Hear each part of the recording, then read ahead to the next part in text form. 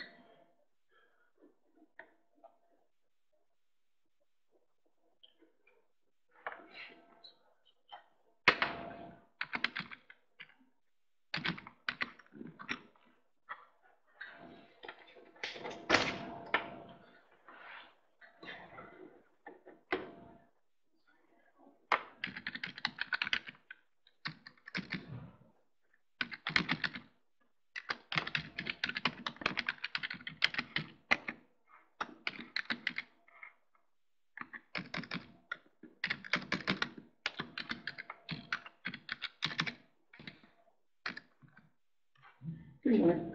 Morning.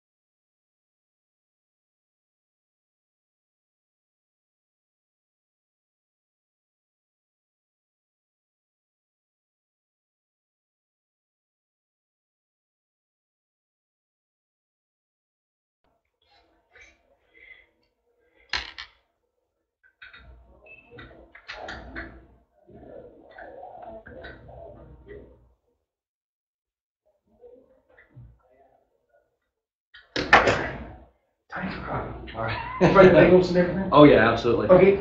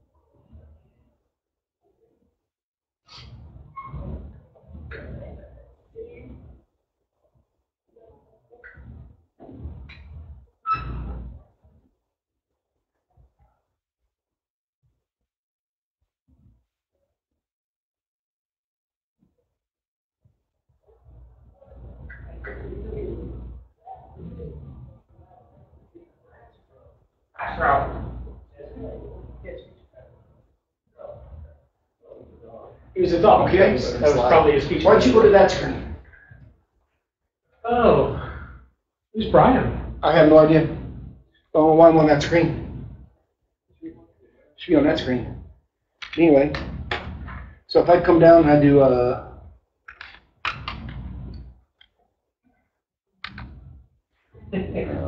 updates.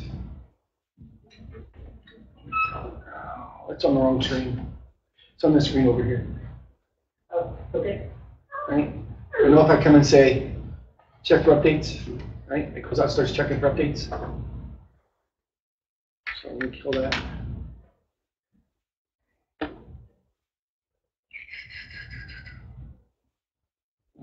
There you go. PC settings and task. Right?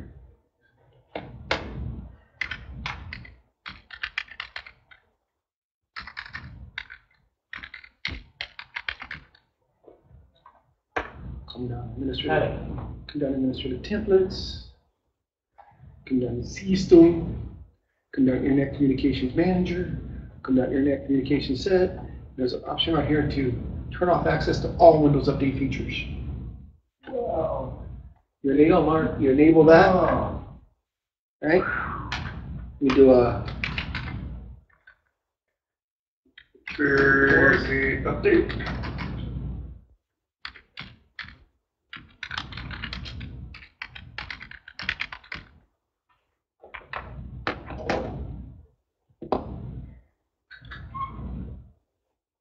Now try it. Yes. I'm happy. There is justice in the universe.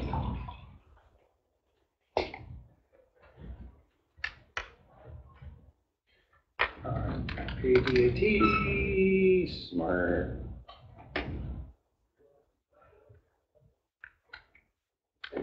Well, if you want to know where it is, you should have to move the command prompt. Well, I can see it. Okay. Yeah, let me check this out, guys. You need the red thing? No, I didn't get a chance to even launch updates.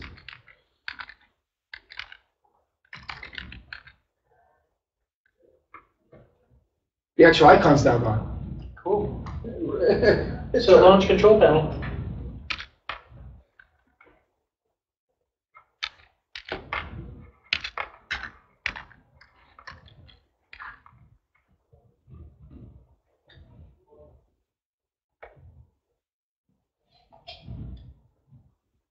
You cannot check.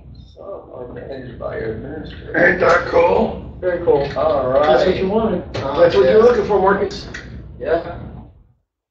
And Michael, Yes. I think that's what we need to set our Last one? because the way we have them set currently, students can still kick them off.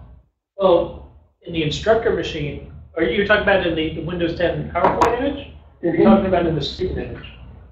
The student image. In the student image, you're right. We could do that in the client. However, because this is a troubleshooting, at least the one that I just set up troubleshooting class, if they click that button, that's their problem. Yeah. They can fix it. Yep. I don't disagree with you, but I get a lot of leeway with the troubleshooting. Yep. So you come in here and you. For -1 and -2, you're right. We probably should. Thank you, sir. You're welcome, Marcus.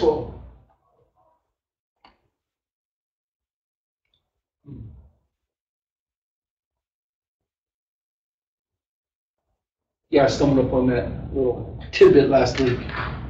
Very handy. Oh, you know what's there? Well, yeah, I do the WSUS for my place too, so. Yeah, but see that what that one does is it prevents all updates. You can't even get to a WSUS server. Yeah, I do it for the end users because Yeah. they tend to scroll a lot when they're bored. Yep.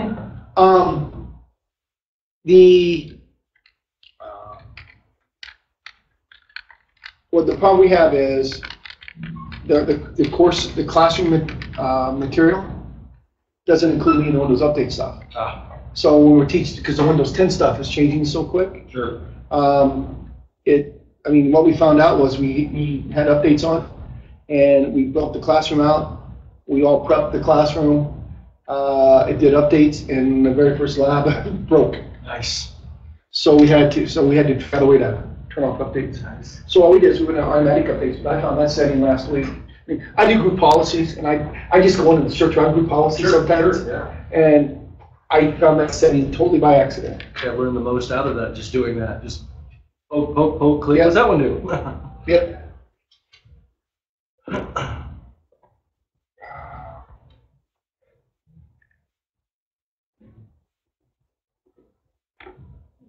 I need to go print my roster. I'll be right back.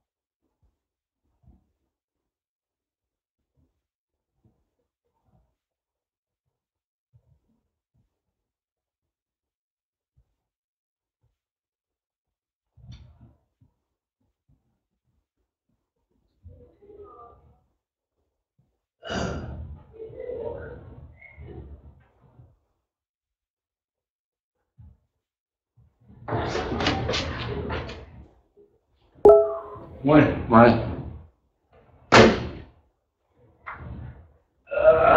Coffee. Yeah, it's good. Who's that?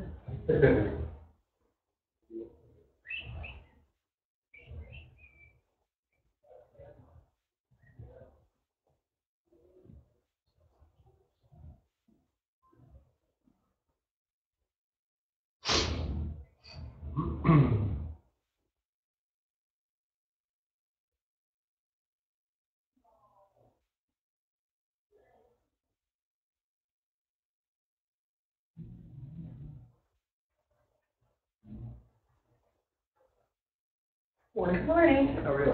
Good, how are you? Wonderful. You'll learn this probably passed out to my car. Went off and forgot it. First things first. Yeah. Oh, they said they're not very strict, but I don't like taking chances. Yeah, Sometimes tow companies are just, Kind of suck having to walk home after class. yeah. Or at least, I just don't want to pay tow fees. That's basically mine. Yeah, I would agree with that.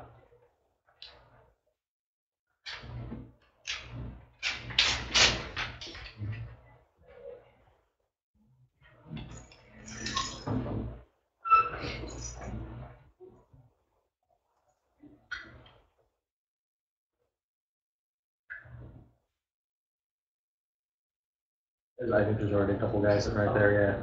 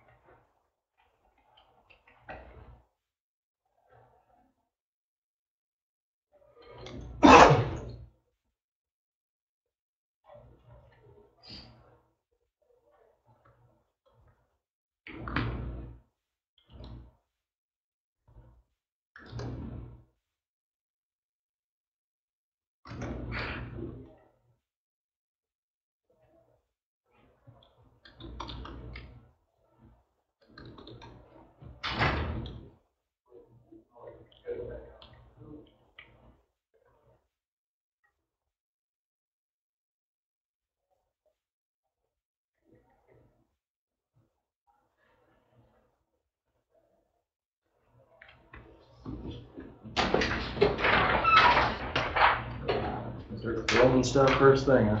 Yeah.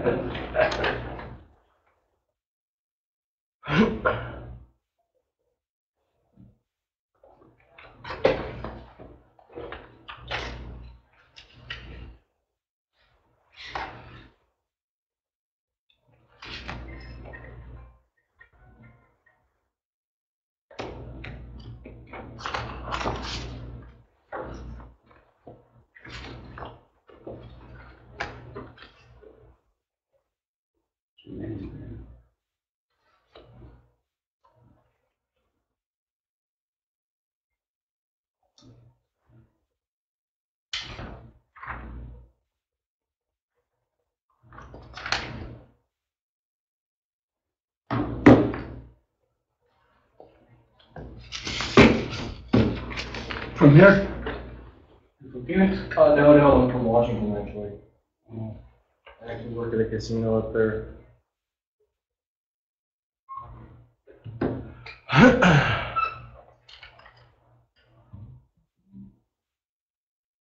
Indian Casino?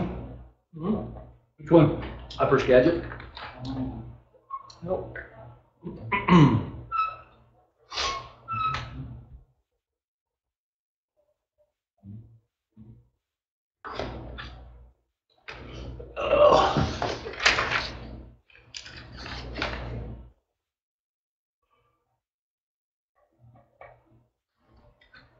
Can you give a doctor with this?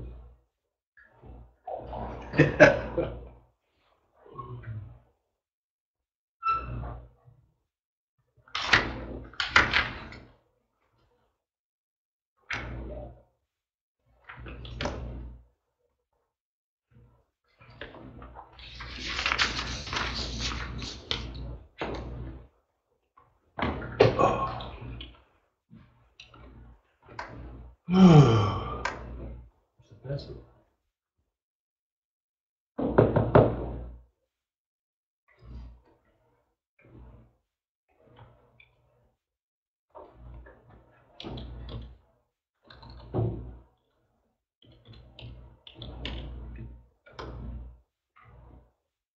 said it?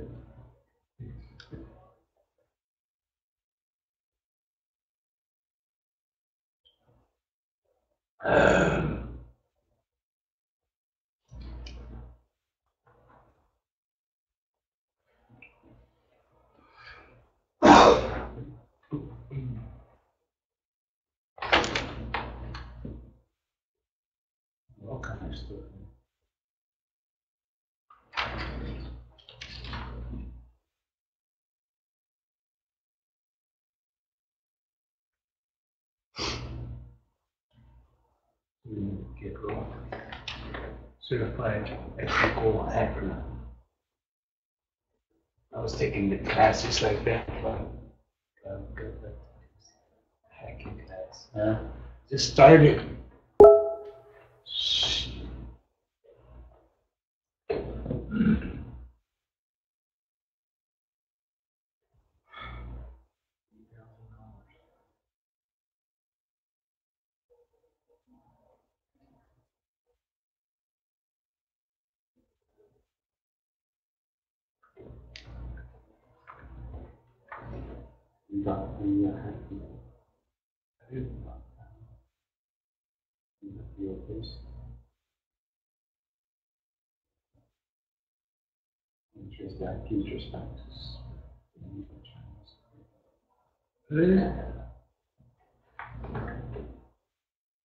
They're trying to increase the page. Yeah. Yeah, and then a picture of it.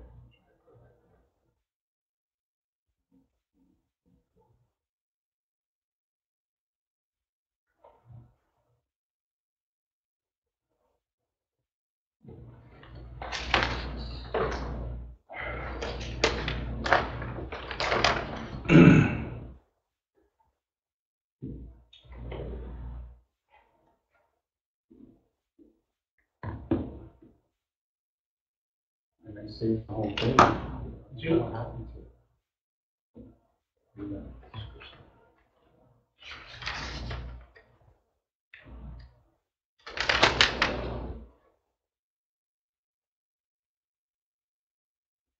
Then I'll connect.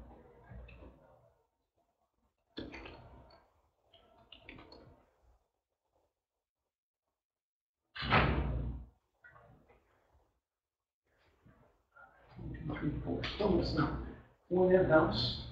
She went out to the parking lot. She is here. Okay.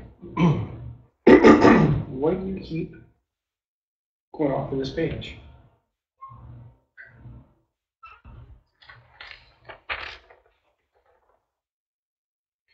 Just have 3 remotes and I've got one.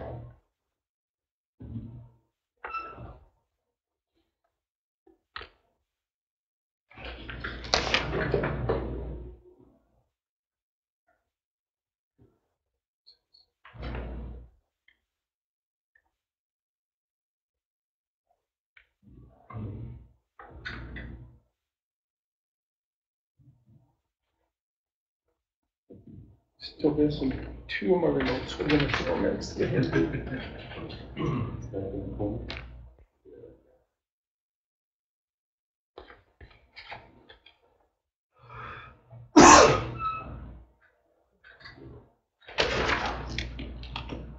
Who's Emery? Who? Emery? No. I'm missing 2 in-house students. Jubal. Okay. Am I on the list? Huh? Am I on the list? Let me see if you're on the list. Yep, you're on the list.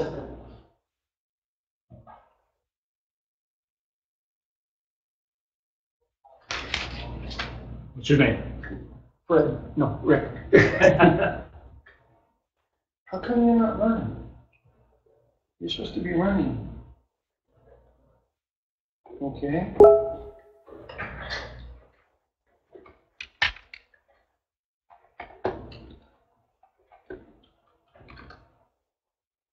Why don't I? Duh. I want to stick on the wrong screen. There we go. That's what.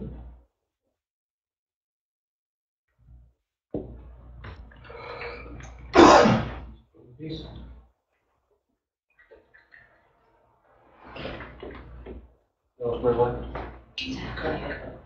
You would have had time. Later. You would have had time.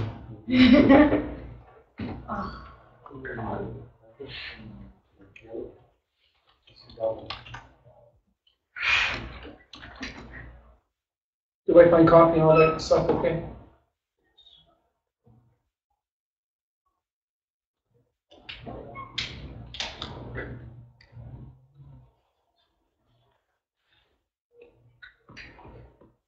We're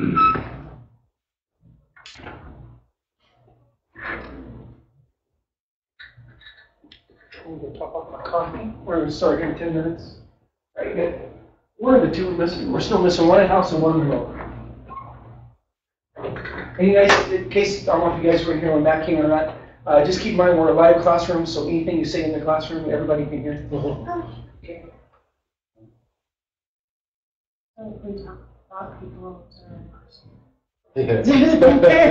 Thank you.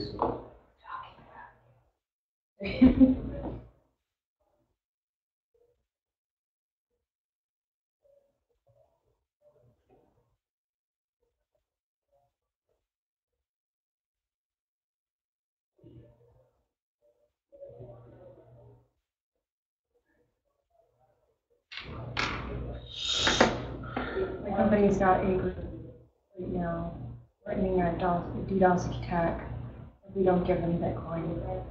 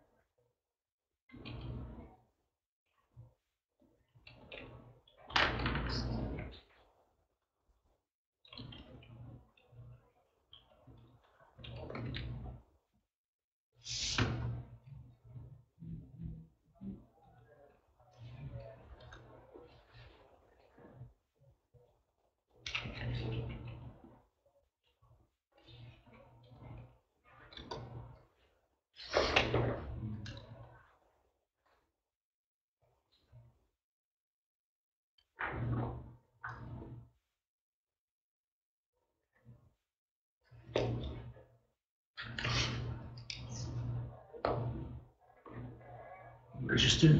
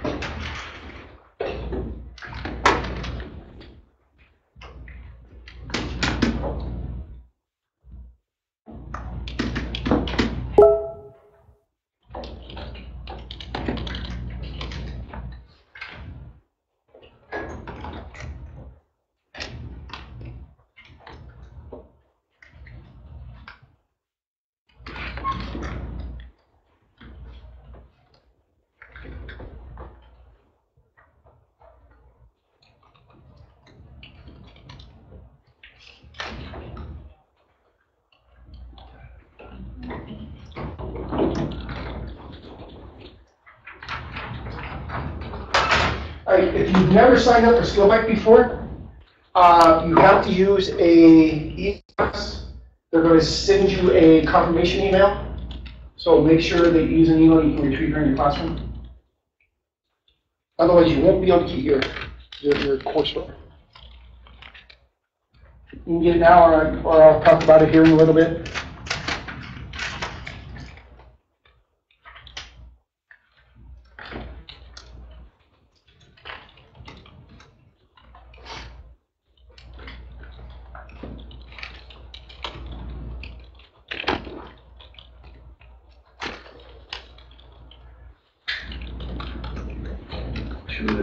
Here.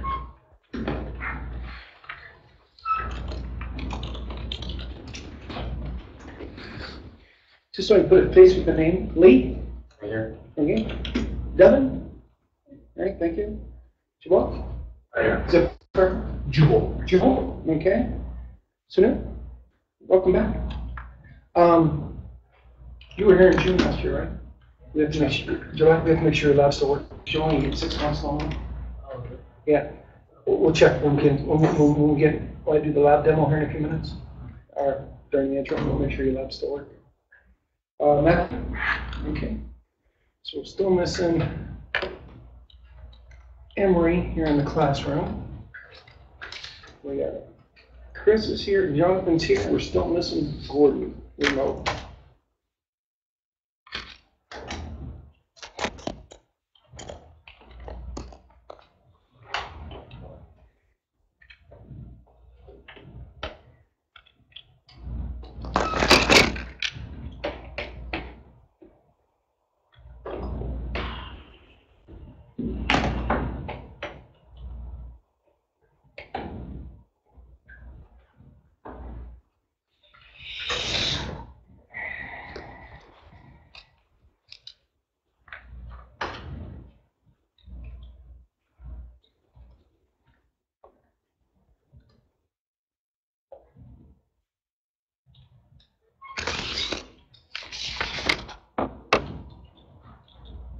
Log on time, so Okay. is it up here? Oh.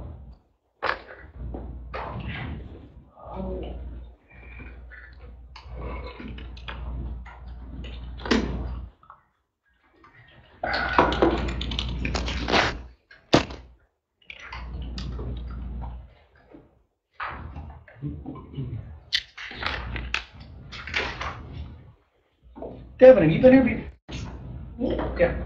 Is this first time here? You just look familiar. You look familiar as well. The reason why I ask you because on the roster you didn't have you in classes here, and I'm like, you sure look familiar for some reason. You've not been by the University of Advanced Technology at all, have you? I used to work for a colleger for like 10 years too, Okay. so. Just got a message.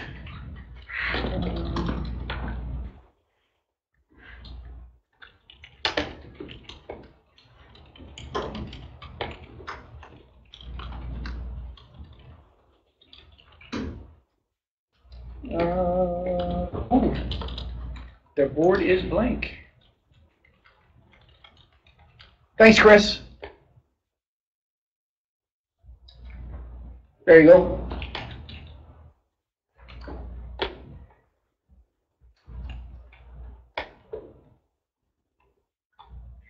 It was just the rotating slide. Says what time we're going to get started. Thanks for bringing that up.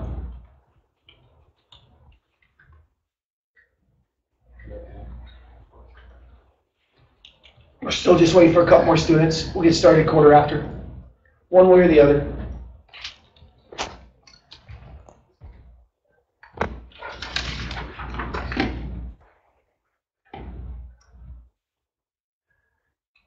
Chris or Jonathan, either one can answer. Did Matt come in and introduce the interface to you guys? I was out of the room for a few minutes. Nope, okay. Then I will take care of it. We'll just give a few more minutes and see if Gordon shows up.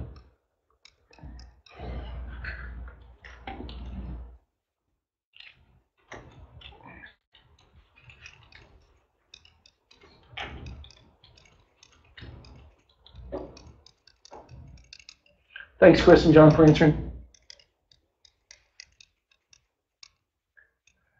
Have you both run the audio setup wizard? It's under the meeting drop down. Thank you, thank you.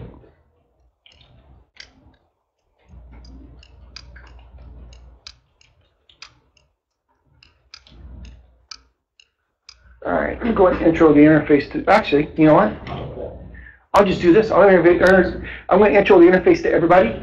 What I normally do is I'll have you guys log in to the meeting that Chris and Jonathan are currently in, right? And the reason why I'm going to have you guys log into the meeting is when I'm doing demos, right? They're on this board over here, and sometimes the font or the type is kind of small, right? So instead of you trying to squint and figure out what the hell am I doing, right? I'm going to have you log into the meeting, right? And that way the meeting's on your desktop. Also, what I've learned is if I give you paper copies of stuff, a lot of times it ends up in that little file back there when you leave the classroom. And because I've got the remote students, everything I was going to give you guys through paper copy, I have to give them electronically. So I'm just going to give it to you guys electronically. So then it's your choice on Friday, right? Whether or not you want to take all the stuff that I hand out normally in class, you'll be able to get electronically. Right? Make sense? Okay. So, right. Let me just go ahead here a couple slides.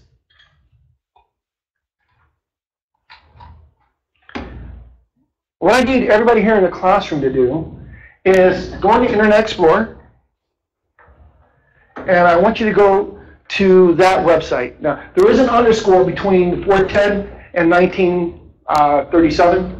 There's an underscore. You do have to do this in Internet Explorer, not Google Chrome. Internet Explorer, not Google Chrome.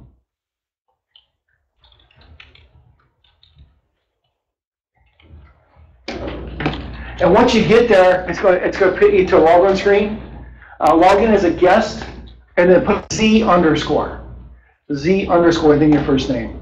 The reason why I have you put a Z there is that way the people in the back that are monitoring the classroom, right, can differentiate between remote students and my in-house students. So put a Z underscore, then your first name.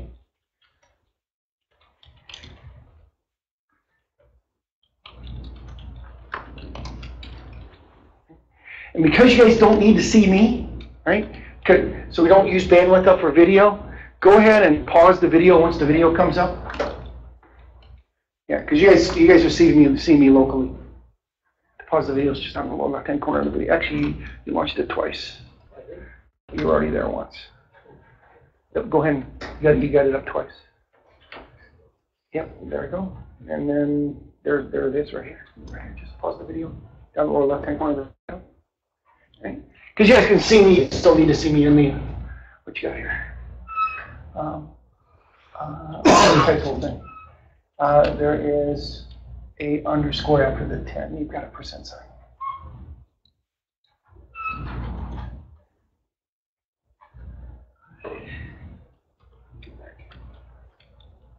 Okay, right on that. Right, and then Z underscore, and then your first name. How you doing, Dada? Okay. So where do you live at in the valley? I'm now in Tempe, but I lived Did you live in the West Valley for any amount of time? yeah. So I live in Avondale/Goodyear, between the two. I used to live in, I was in Peoria, Glendale, I moved to Tolleson, around that area for Okay, a while. right. I live at 107th and McDowell, so they're behind the fire station. Cool. Which, I have a bunch of friends that live out in that area. Okay. So We probably ran into each other, probably Walgreens or. potentially, or if you know Nathan Roulette, Wendy, Tony Lang. There's a whole bunch of people that I know that live in your area. Okay. They may just be friends. Yeah. Yeah. As soon as you walk through the door, I'm like, wow, you're not on my roster because you've been in my class before. Yeah.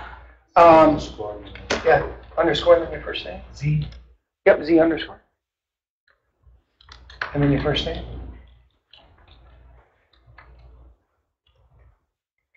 Right. And then just in a room. And then once it comes up, go ahead and pause the video. You just click in the video to pause it.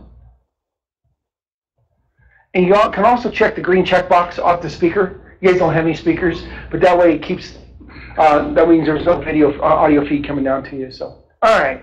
So while that's coming up, Chris and Jonathan, let me go ahead and introduce the interface to you. First of all, you guys have already done the audio wizard, which is great. You can hear me, so it means the speaker is green. Also, the microphone should be green.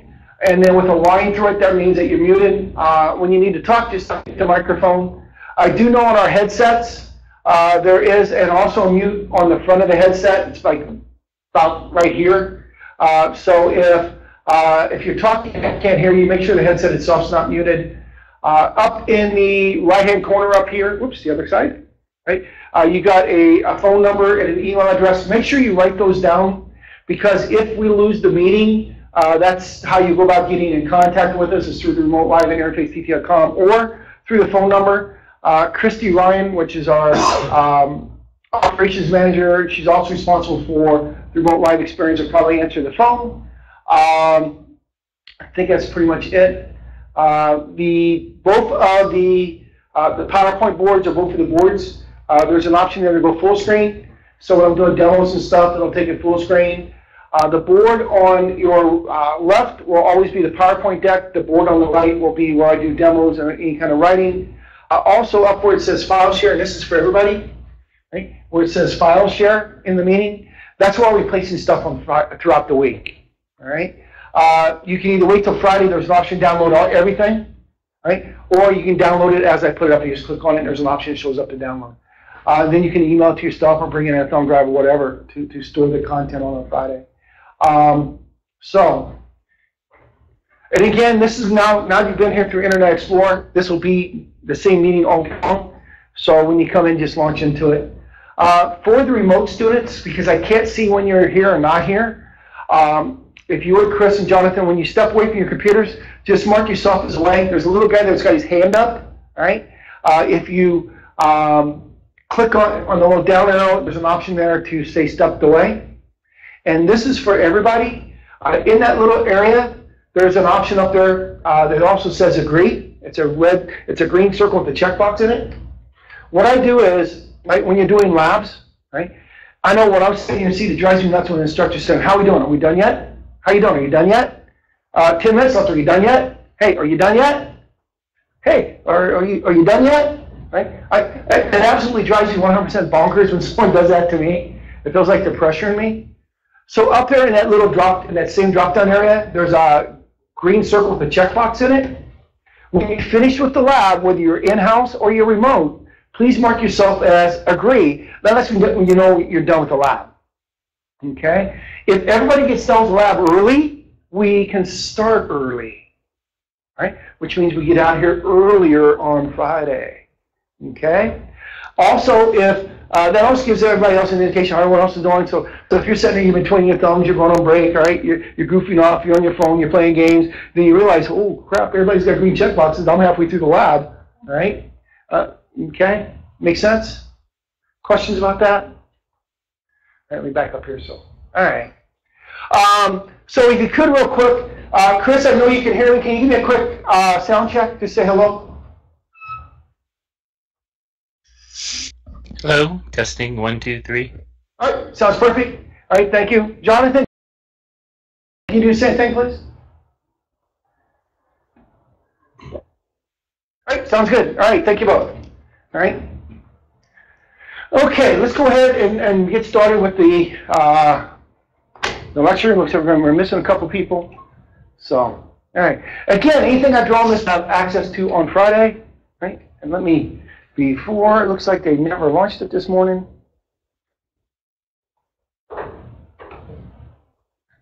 It's not launched on either board.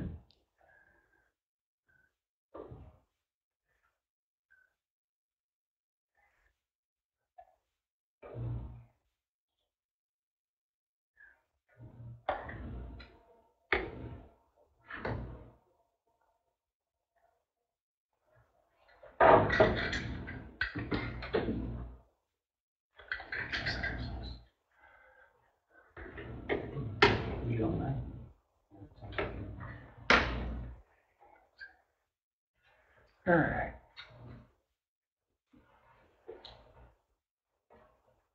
All right. Okay. All right. So again, anything I draw on this board over here, you'll have access to. It'll probably gonna be about 45 or 50 slides. Right? I draw a lot. I write a lot. So you know, here's my class in July last year. Did I write a lot? Did you keep last year? I do. Okay. So it'll be a lot of the same thing, so you'll have duplicates. Yep. All right. So this class is the 2410 class. What does that mean? This is the installing and configuring. I don't like calling it the installing and configuring. This is the Windows 2012 R2 administration class, right? The admin class. We're going to be looking at how to administrate Server 2012, right? We're going to talk a little later about the 411 and 412 class. The 411 class is the infrastructure class. They don't call it the infrastructure class. They call it the administrating class, right? But it's the infrastructure class, right? DNS, DHCP, remote access services, direct access services, VPN services, file server resource manager. I mean, it's all the different pieces of infrastructure to build your network. And then the 412 class is the advanced administration class, the advanced admin class. So we kind of touch on some of the stuff in this class, but some of the stuff is left to that 412 class because they consider advanced concepts. They can't fit everything into 5 days, right? Unless you want to spend 12, 14 hours here, right? They can't fit everything into a 5-day class. So they put as much as they can into this class, and we'll get through it, right? Probably 2-ish, right? 1:30, 2 o'clock on Friday, right? 1:30, 2 o'clock on Friday. That's the sales rep of the student we're missing. So he talked to him on Friday. He told him what time class starts. So probably 2 o'clock on Friday, right? If I was a betting person, right? 2-ish on Friday, maybe a little bit earlier, right? It all depends on you guys, okay? Getting through the labs, right? I know how long it takes to get through the material. Getting through the labs. Sometimes the labs take a little bit longer than what the book says. Sometimes the labs take a little less time than the book says. Right? It all depends on, right, your experience, or I'm going to say this, right? I don't mean to insult anybody, how well you follow instructions. Right? Because if you don't follow the instructions, the labs could become very, very, very convoluted, and they actually really quickly go down a rabbit hole, and you spend a lot of time trying to figure out what you did wrong. Okay? And we'll talk more about the lab environment in a few minutes. The first lab in the course, by the way, is the hardest lab in the course. It is the most convoluted lab, and I guarantee it's going to be the most frustrating lab. Right? The most frustrating lab. Okay. This is Microsoft's guarantee you're going to love me slide. Okay. Notice I said it's Microsoft's guarantee you're going to love me slide. Right? Nobody loves me. Right? Right? I hate everybody equally, so everybody hates me too.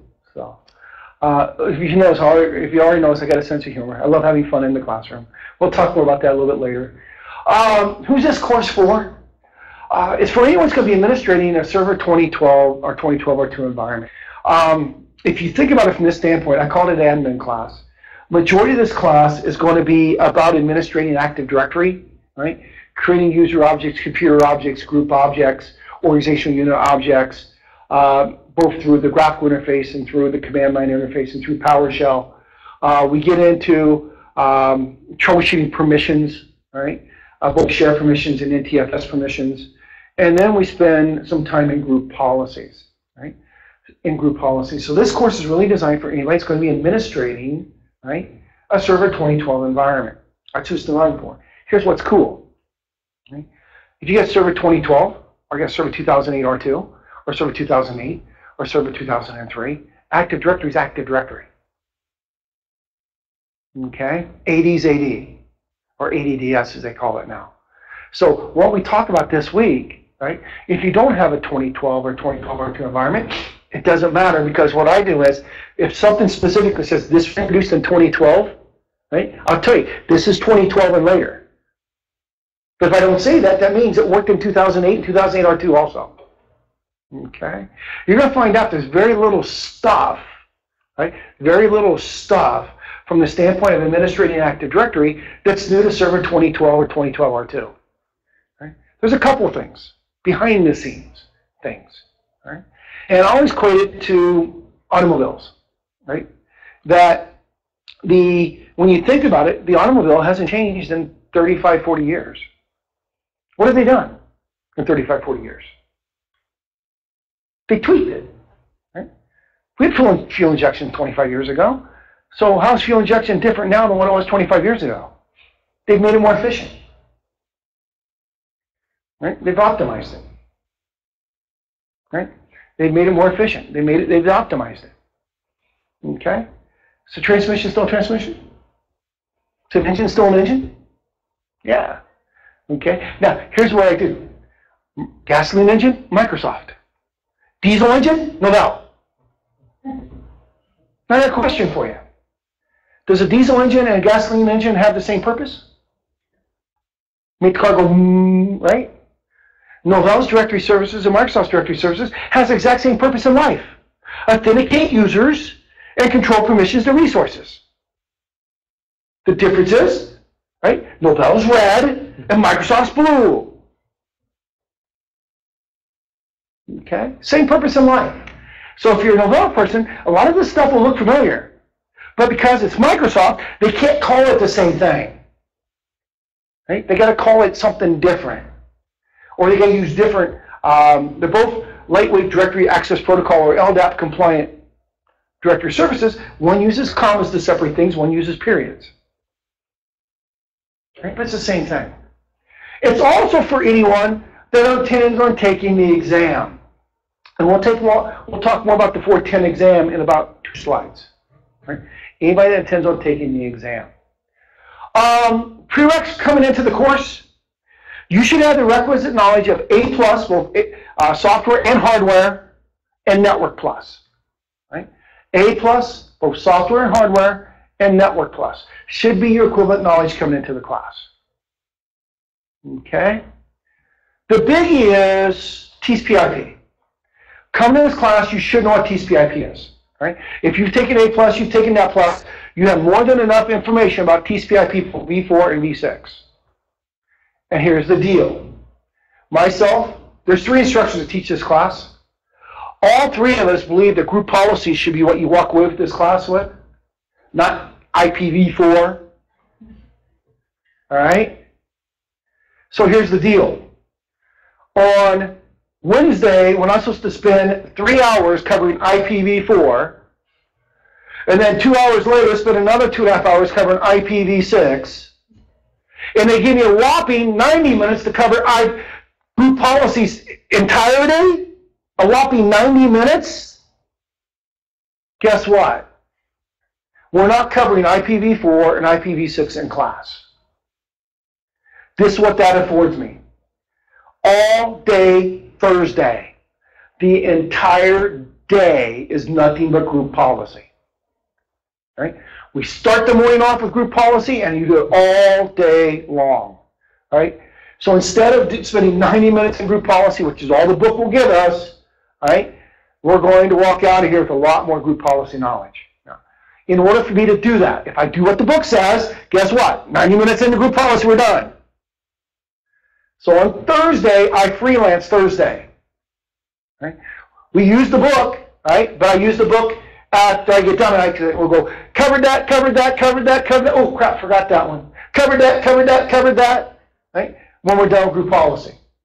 Okay? There's 2 modules in the book for group policy. Right? We'll do 1 module in the morning, right, which is controlling the user desktops introduction. And then the afternoon is securing the desktops for security. That's in the afternoon on Thursday. But I freelance it. So people ask me why do I feel I can do that. Is I've been doing Active Directory since 1999, right? And I've authored multiple group policy courses, custom classes. I taught over in New Mexico. I usually don't use the company name, but Los Alamos National Labs, right? Los Alamos National Labs has over 500 administrators, and I wrote a custom 2-day Active Directory group policy class for them. The first day was this 5-day class in a 12-hour period, and the second day was all group policy. Right? I've done that for multiple organizations. Here in the Valley, I did it for the Sheriff's Department. I did it for ASU. I did it for the city. I did it for Bechtel Corporation.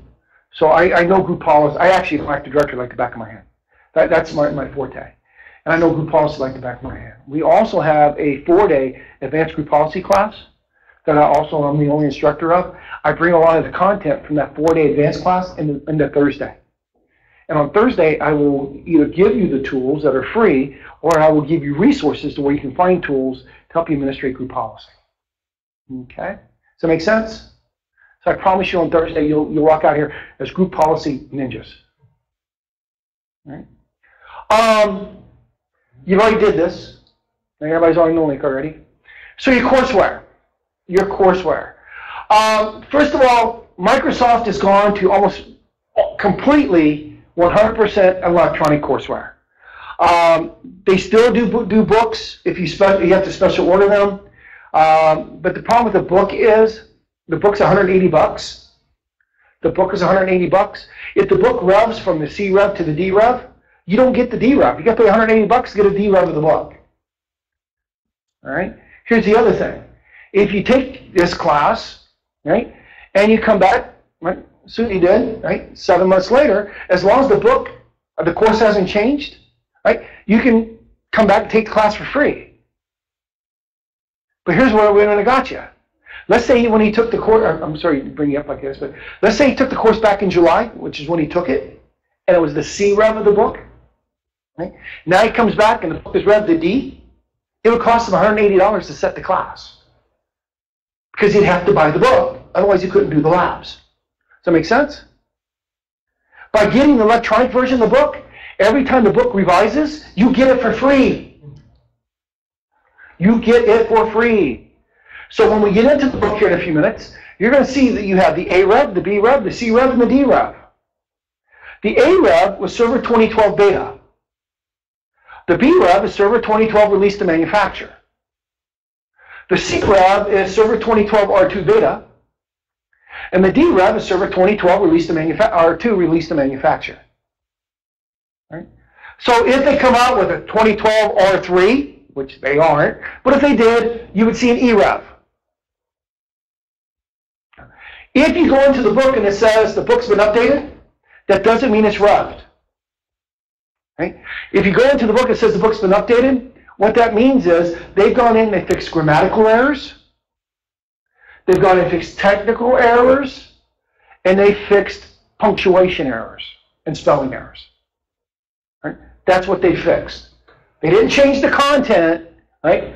They just went in and where people provided feedback, well, you misspelled this word here, or you misspelled this word here, or this is technically wrong, right? They'll go in and fix it. But they don't, but it's not the revision of the book. Does that make sense? For those of you that are coming back for future classes, right, you need to remember what your logon information is. Because you want to store your books all in one place. Right? You control your logon for the books. So next time you come back and you go, wow, I can't remember my login, and you create a new email account with a new password, right? Your books from this class will not be in the same library as the books from the next class. So you want to remember what your login is. So whether you need to send an email to yourself or you put it in a password, whatever you do with your passwords, you want to remember your email address for this and password. Okay? Because you want to keep your books all in the same spot. So I'm going to do a quick demo of the book. All right. Now, here's the gotcha. This book will not run in Internet Explorer 11 running on Server 2012. It will run in Internet Explorer 11 on any other platform. It works with no problem. It also works in Server 2012 R2, IE 11. But it doesn't work in Server 2012 IE 11. Okay? I know it's kind of foolish. It's stupid, right? For that reason, right, we've got your courseware in Google Chrome. Here's the gotcha. We're going to be doing online labs this week. The lab environment is not supported in Google Chrome. So the lab environment we're going to have to do in IE. I apologize bouncing back and forth between the two. right? But it's out of my control, right? Okay, I'm just the messenger, right? Okay, wherever you'd like. Okay, all right, I'm just the messenger. We'll get you caught up when we go on break. Oh, All right, okay, makes sense. So I'm gonna go ahead and log in here for the courseware. Oops.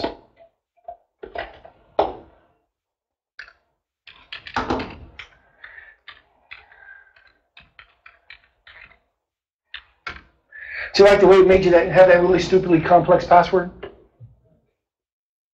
Okay. So notice all my books are on one bookshelf. Whatever book you're reading last will always be in the upper left-hand panel. It also keeps track of whatever page you're on in all your books, just like any other reader. By the way, right, these books will only work in this reader. These books will only work in this reader. So you can't use any other reader. As far as downloader, the reader itself, let's say you want to be able to read the book in an offline status. Right? You can download the reader, and you can then, once you connect the reader to Avado, all your books will show up. Then you click on whatever book you want to download locally. You get 3 downloads of the book. Right? You only get 3 downloads of the book. You can read it online on as many devices as you want, but you only get 3 actual downloads. If you go to download it a 4th time, it's going to ask you for which one of the other instances do you want to deactivate. And whatever instance you choose, the next time you go to the reader, that book will be basically deleted off of that device. Okay? I always tell my students when they come in here, go up to settings. All right, you guys just watch me. Right? You can change your first name and last name associated with your book, but you cannot change the email address. If you want to change the email address, you have to contact Avado. You have to contact Avado. By the way, there's also a shortcut to get to the book. You don't have to type skillpipe.courseware-marketplace.com. Microsoft actually has now acquired Skillpipe, the name. So if you just do skillpipe.com, it also launches the book. Down there for privacy settings, and this is where you change your password. Privacy settings is when you take a note in the book or you highlight in the book, what do you want the default to be? Do you want the default to be public or do you want the default to be private? The default is private. Right? I set mine to public, so any note I put in my book, right, any highlight I put in my book, you guys can see. And I'll show you how you see that here in a few minutes. So if I launch my book, right, notice I get all 4 revs of the book. Right? Sally's 2 say the course has been updated. Again, that doesn't mean the book is revved. That means they've gone in, they fixed grammatical errors, technical errors, spelling errors. So I'm going to read the D-book online. And what's cool is even if you read it offline, if you decide to download it, right, you get all the notes and highlights come down with the book. And anytime you connect the book to the internet, any updates to the notes will be added to your book or to your online version of the book. So going across the top up here, right, you've got an informational I.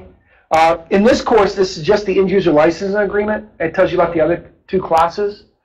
In some courses, if you scroll down, you might find additional files to download. Okay? Your table of contents, you can view it one of 2 ways. You can view it just by chapters, or you can view it by chapters and lessons in the chapter. Right? And these are all hyperlinks. So if I just come in here and I want to click on this, notice it jumps me to that page in the wherever it was in the book. Okay? Makes sense? The next page over, right? You can change your font. You can also change the size of your font. Right? If you had an early version of the reader used to let you go with a black background and white letters, and they realized that was too taxing on the eyes, so they did away with it. So now it's white background, black letters, but you can change the size of your font, and you can also change the font itself. For that reason, the book does not have page numbers. Because if you change your font size, your page 5 is not the same as my page 5. So now they have they call position numbers. Right? I'm going to come back to the printer. The next one over is highlights and notes. Notice you have an option for my own notes, trainer notes, and classmate notes. If you select My Own, you will see just your notes. If you click Trainer, you will see your notes and my notes. Right? If you click Classmates, right, the 9 of you are now classmates. You'll get to see each other's notes if you mark a note as public. I also get to see your notes if you mark them as public. Okay? Make sense? So the question is, how do you take a note or how do you take a highlight? If you come over, let's say I want to put a note on unless otherwise noted, you basically just hold down your left mouse button, right? Mouse over. When you release it, you got a choice to make it a highlight or a chance to make it a note. If you make it a note, you can type in the note, and then you click Save, and it saves the note. Right? Your note would be defaulted to private, right? Which means you're the only one who can see it. If you put it to public, anyone that's a classmate of yours can see it. Make sense? Let's say you take a note or highlight and you want to delete it later, or you want to modify it. Okay? You click on it, you have an option to modify it. You also have a little trash can down here, you can delete it. Right? So what I need everybody to do, I know, right? Emery, you can't do it yet, but I need everybody to verify you can see my notes. So everybody go to the copyright page.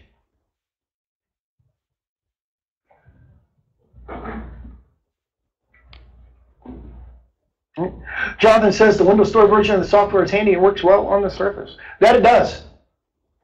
And they just recently released a version for iOS's. So I downloaded it and installed it on my iPad, right, from the Apple Store. It works great. And a couple people downloaded it and installed it from the Google Play, the Google Store, and it works good. Okay. So can everybody see my notes?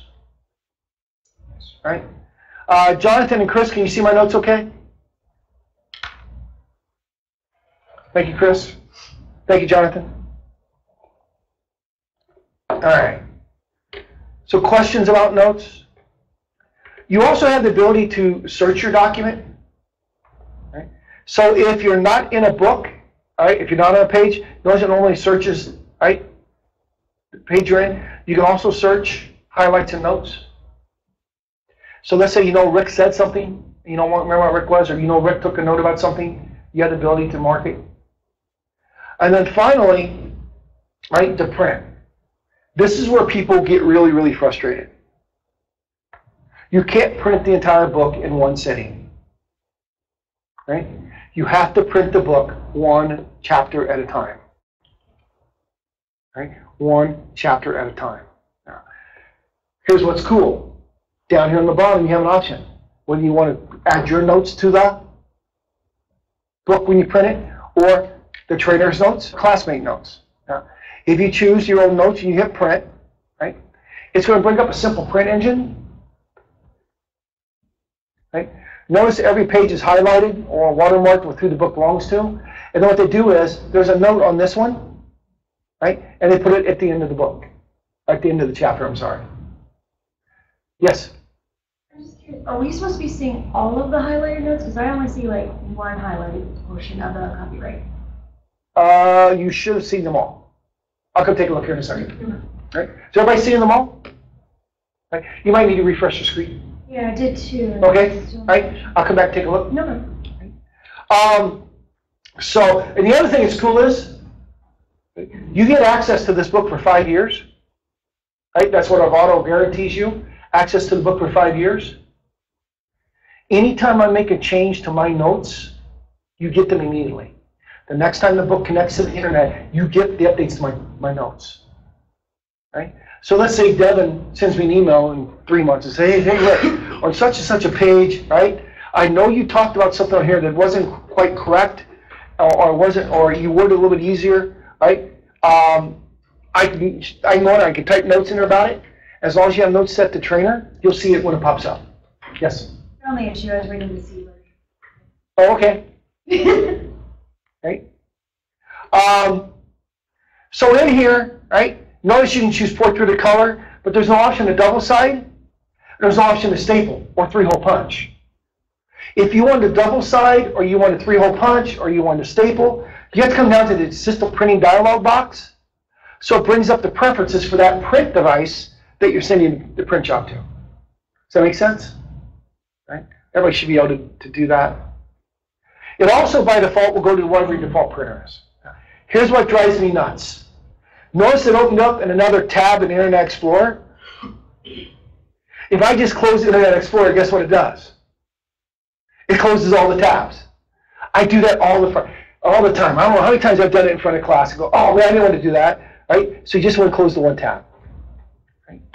Questions about the book so far? Have you gotten an electronic coursework report to our bottom? No. Right. The password to log in is capital PA, $, $0, W0RD. It's password with the P being capitalized and $, and then 0.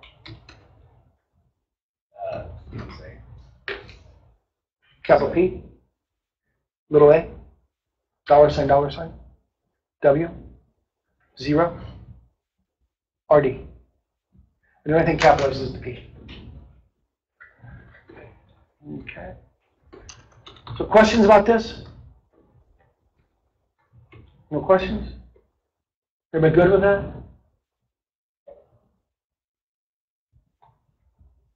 Did you get in?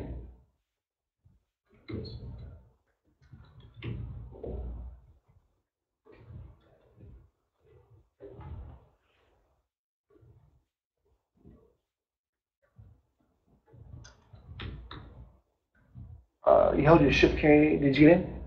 No. You're hitting your shift on your 0. Yeah. Yeah. Oh, okay. Yeah. I might be on the wrong section. I've got my book up here. Yep. But I'm not seeing yours. Oh, you got to click on the book. Currently reading. And then the D version online.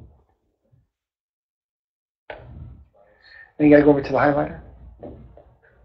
Oh, the next one over. There you go. You got to choose train. Ah, that's There why you I go. wasn't. Thank you. Yep. All right. For this, when you sign in, you're going to have to register. There's actually a link right there. Use an email you can retrieve here in the classroom because they're going to ask you for. Right. No. You have to register. You have to acknowledge the email account, the email address. Right. So use an email you can retrieve here in the classroom. All right. So questions about the courseware? No questions. All right. Your book mentions what's called a companion disc, right? A companion disc. If you had the hardbound copy or the printed copy of the book, they would ask you questions in the book, but they don't give you the answers. Right? If you download the companion CD, it gives you the answers to the questions they ask you in the book. The software version of the book, which you have, shows you the answers. Okay, so you don't need the companion CD. I leave it in case you had the hardbound book. Course outline, there are 13 modules in the course. One of the promises I will make you is I will not read slides to you. Right? I will not read slides to you. I will not read the book to you. Okay? I know you guys can read, and I know if I'm sitting in the seat you're in, it really, really upsets me when an instructor stands up in front of me and reads the book to me and reads the slides to me because I can read. Right? I didn't pay for story time, right? I paid to learn the material. So I will not, I promise, I will not read slides to you. I will not read the book to you now. If I do read something off of the slide verbatim, right?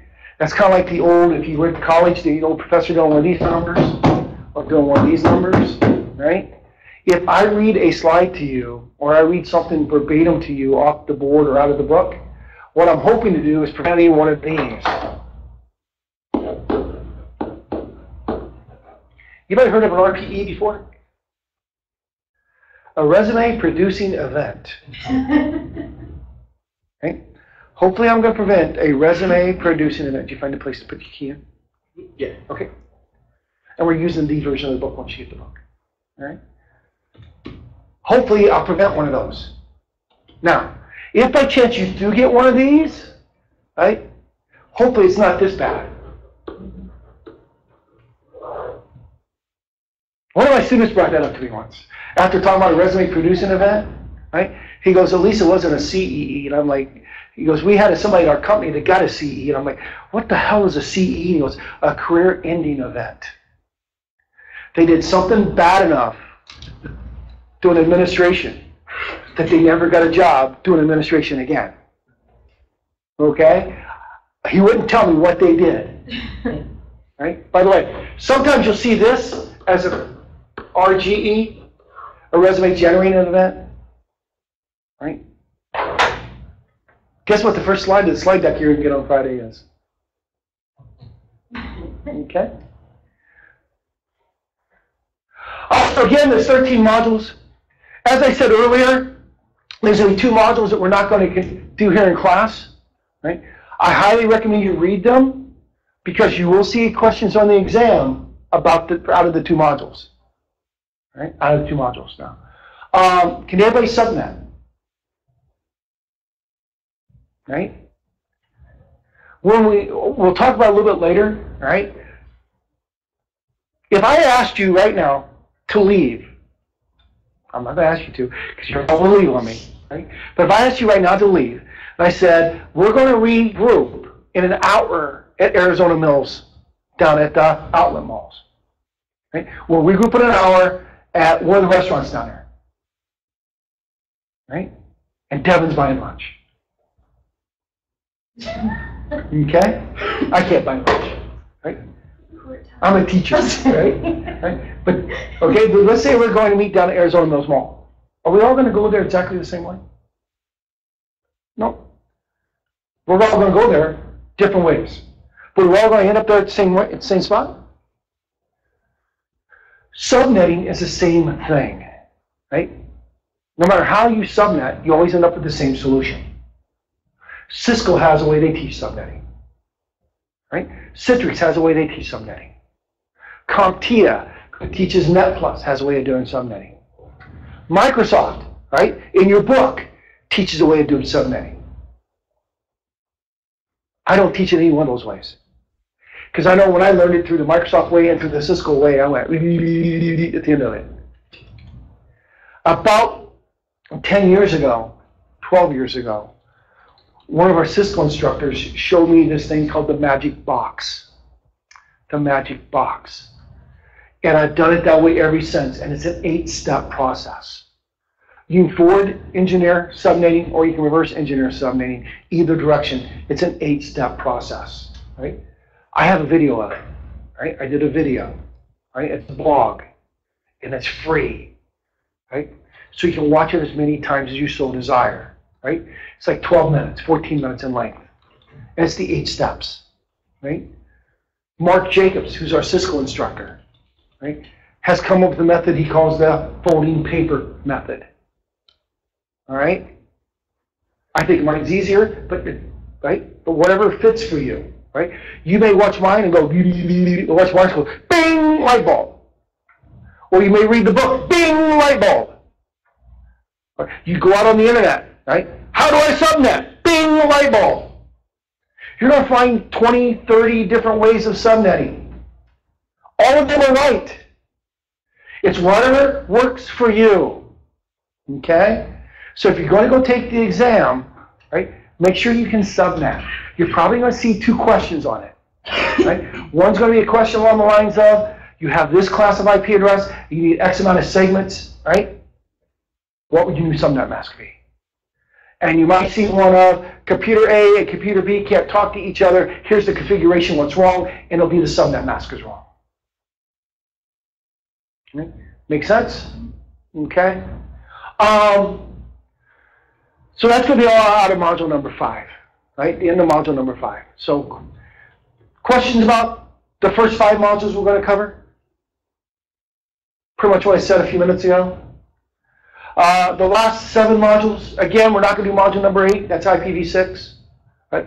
You'll probably get 1 question off IPv6.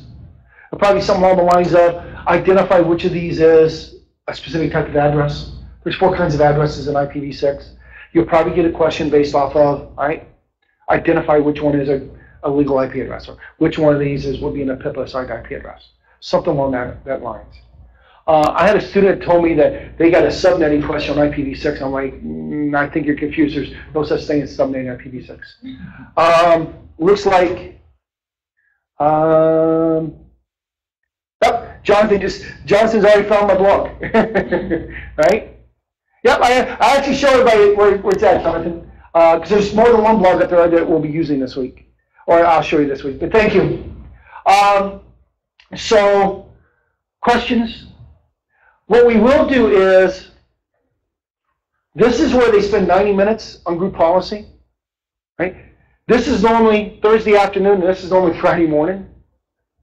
We're going to spend all day Thursday here. But in order to do that, module number 10, I moved to Friday morning. So the way I count is 1, 2, 3, 4, 6, right? 7, 9, 11, 12, 10, 13. I grew up in Central Illinois, in Luby town, a little hick town, a whopping about 1,000 people. There's 36 people in my senior class. That's how they taught us to count. Okay? Questions? Module number 13 is the reason why we have to use the online lab environment. Module 13 is the reason why we use the online lab environment. Because it does require us to restart the machines to do that lab, and we do have remote students, and those remote students will not be able to, right, restart the boxes and reconnect. So for that reason, we use an online lab environment. Certification, right? The MCSA and MCSE are back, right? The Microsoft Certified Solutions Associate and the Microsoft Certified Solutions Expert are back. They used to be called Systems Administrator and Systems Engineer, but Microsoft took a lot of heat by calling people engineers, because people that got electrical engineers, electronic engineers, and mechanical engineers went to school for years to become an engineer, went through all kinds of certifications and rigorous testing and stuff, become an engineer, and you take a 5-day course, you became an engineer. Okay? So Microsoft came to them. If you're back in the days of Vista and Server 2008, and Windows 7, and Server 2008 R2, you might remember the MCTS, the Microsoft Certified Technology Specialist, right? Or you became an MCITP, a Microsoft Certified IT Professional, right? And you were either then a server admin or an enterprise admin, right? So you were either MCITP SA or MCITP EA. They've now done away with all that, and you're now simply a MCSA or an MCSE, right? To become an MCSA, right, there are 3 exams, right? There are 3 exams that are required, and they are not the exams that are on the board. Right? Microsoft has not updated their slide. To become an MCSA, you must pass the exams associated with this course. You must pass the exam associated with the 411 course. The 412 exam is an option. Is an option. So let me take you into the book for a minute. If I come into the book, right, and I come down to exam and course mappings, right, first of all, notice this is for the 410 exam, right, the 410 exam, right, they show you that 17% exam is going to be installing and configuring servers, right, 17% exam is configuring roles and features. Right? 18% of the exam is Hyper-V. 17% of the exam is core networking. And notice they do have things like IP address, configure IPv4, V6, right? Supernetting, right? What is ISOTAP? What is Torado? Again, that's all in the book. Right? I said make sure you read modules number 5 and 8. Make sure you read modules 5 and 8 before you go take the test. DHCP, right? DNS, installing and administering Active Directory is 14% of the exam, right? 16% of the exam is group policies. Well, I think it's funny, right? 16% of the exam, almost a fifth of the exam, is a 90-minute lecture. Yeah, right. Notice in the green, I want to point this out. There's no one-on-one correlation between this exam and this course. There's no one-on-one correlation between this exam and the course. What does that mean? Right? As long as it's in the objectives, they can ask you a question about it, even though it's not in the book. Right? They expect you to have real-world knowledge of this environment. Okay? If it's in the objectives, it's free game. If it's not in the objectives, it's not free game. Okay? Does that make sense? Here's an example of the objectives. Right? I'm going to ask you on an exam the things that are in this classroom that are above the 3-foot line in this room. Am I going to ask if stairs are in here? No, they're not above 3 feet. I'm going to ask you how many computers are sitting on the floor? No. Am I going to ask you how many monitors are in the room? No. Am I going to ask you how many microphones are hanging from the ceiling? Yeah. Can I ask you how many cameras are hanging on the wall? Yeah. Can I ask you how many glass boards are hanging on the wall? Yeah. How many clocks are in the room? Yeah. Where's the location of the exit sign in the room? What's hanging on the door? Those are all free game questions. Make sense? If it's not in the objectives, don't waste your time studying it. Right? Your head can only store so much information. Right? It can only regurgitate so much information.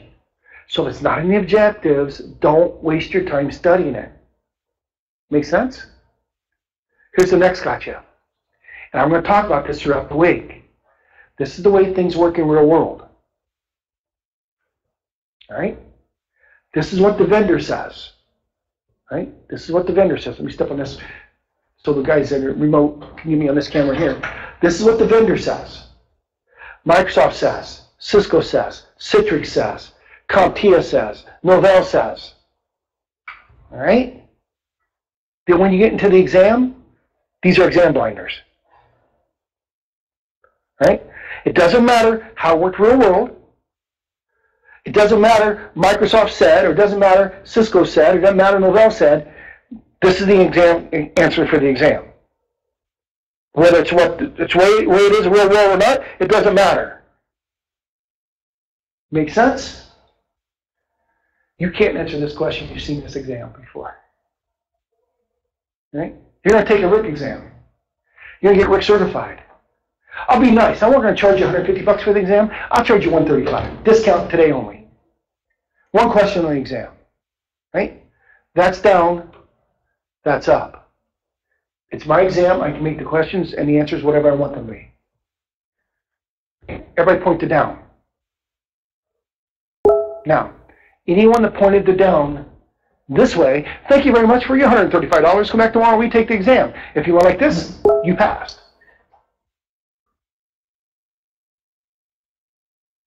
Make sense? That's exactly the way the exams are. Okay?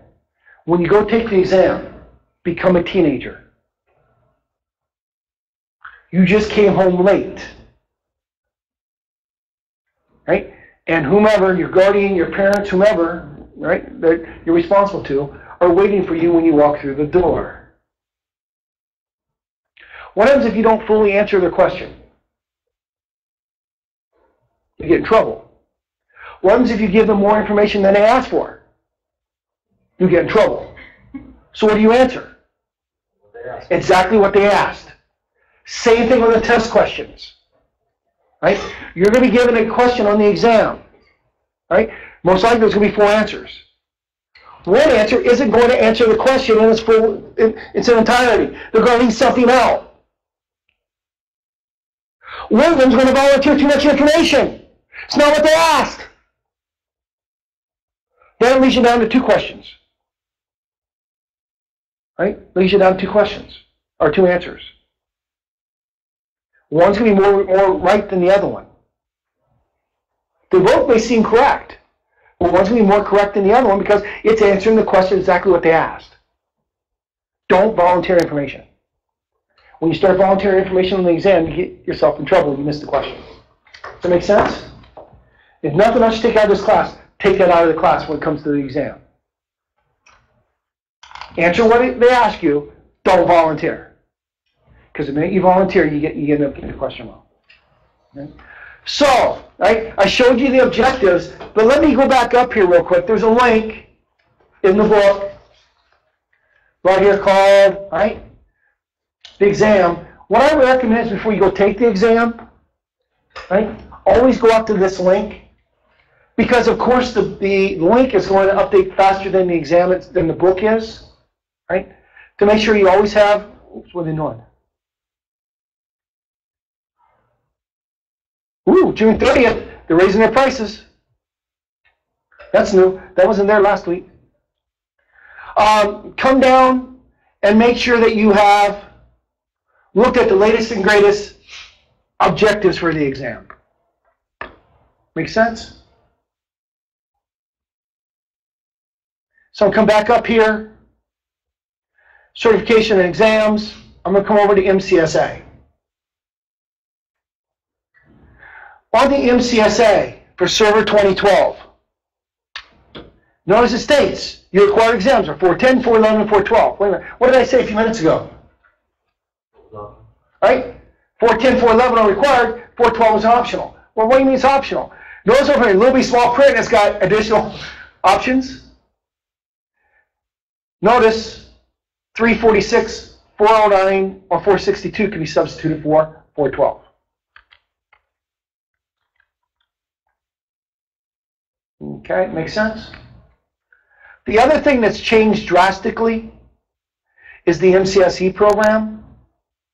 It's changed drastically, right? Notice what used to be called server infrastructure is here, right? The server infrastructure exam now is the 413 and 414 are still required, along with 410, 411. 412 is not required, right? 412 still has the option. Okay? What has gone away is they no longer have the desktop infrastructure. The desktop infrastructure has gone away. They now call it the Enterprise Devices and Apps Certification.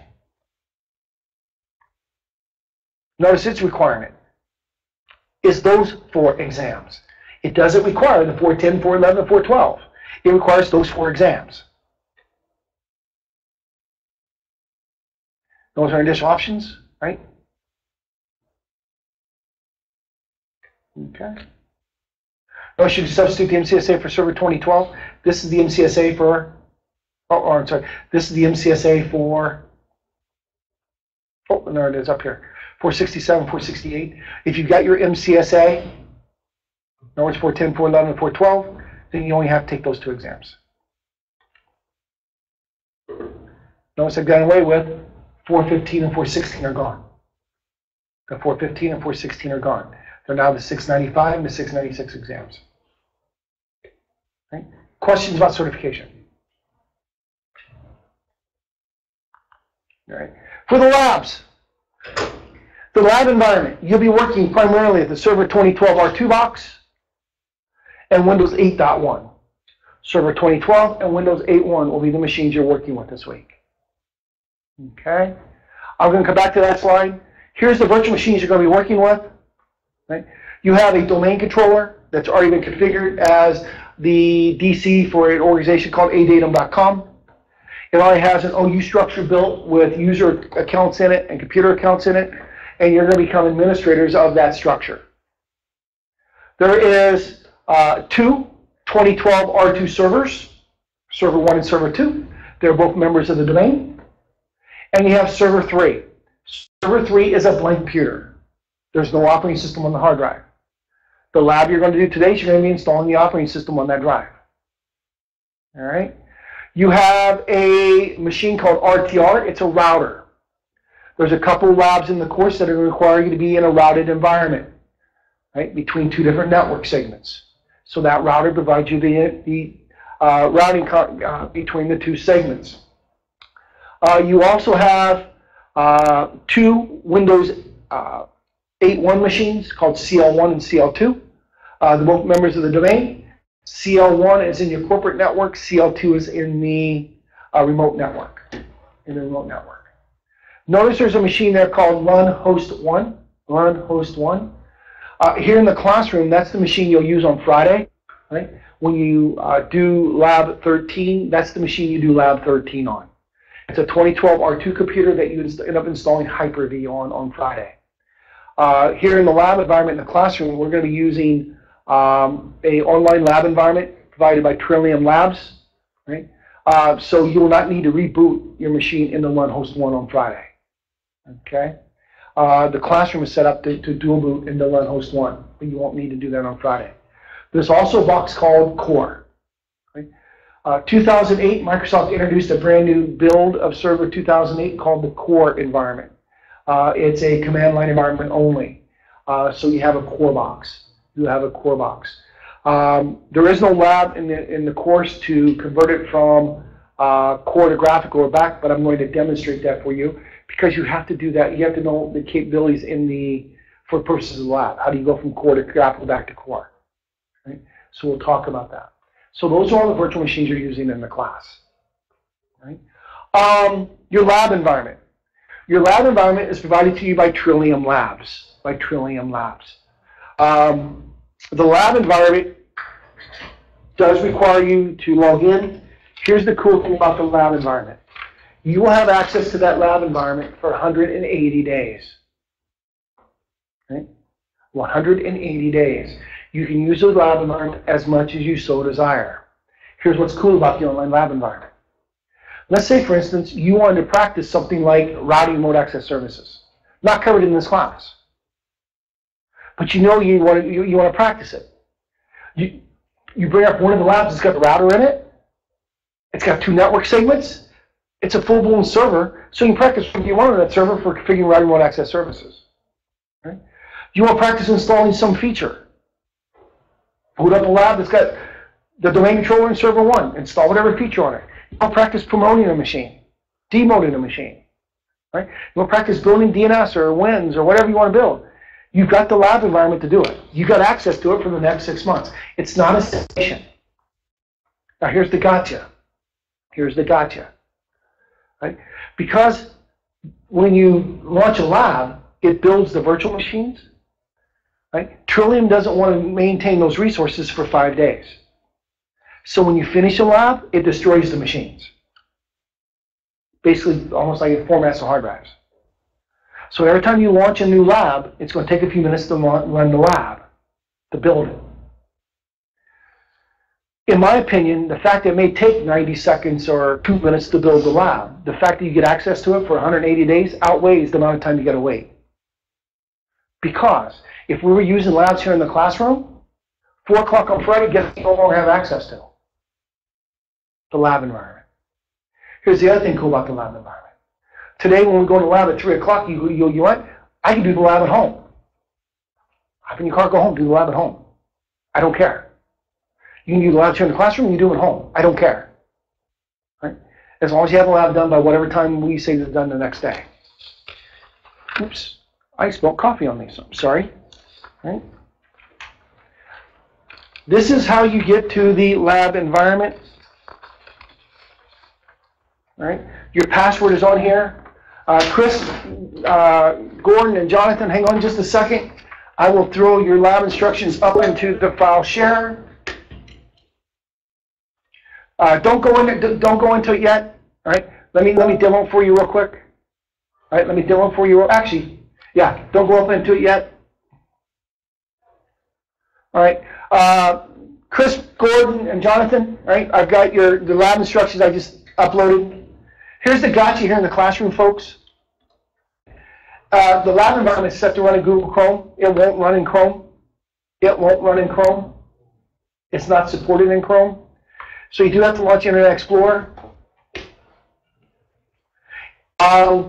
If you're running Windows 10 outside the classroom, I had a student that ran it last class in IE. I haven't given you your login information yet, by the way. I ran it in Edge, and most of the labs ran. He really run into a couple problems on a couple of the labs. Okay. So I'm coming to here, LMS.learn on demand.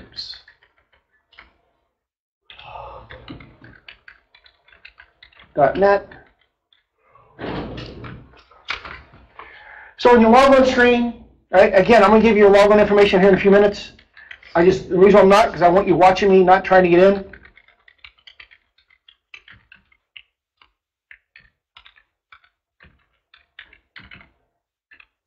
Right. When you get into the lab environment, right, the first thing I recommend is you click on your name right here and you change your password. Here's what I recommend you change your password to. Capital P-A, no, not really. Right? I recommend you change your password to the same password you used for your courseware. Right? That way you don't have to remember one password for the two different sites, and they're associated together. Make sense? Right? You'll then see a thing called My Calendar. Right? You'll come down and you'll see today's class. Right? Doesn't matter which day you click on. Right? You'll then get this environment. Now, for the in-house students, we don't have to worry about this. For the remotes,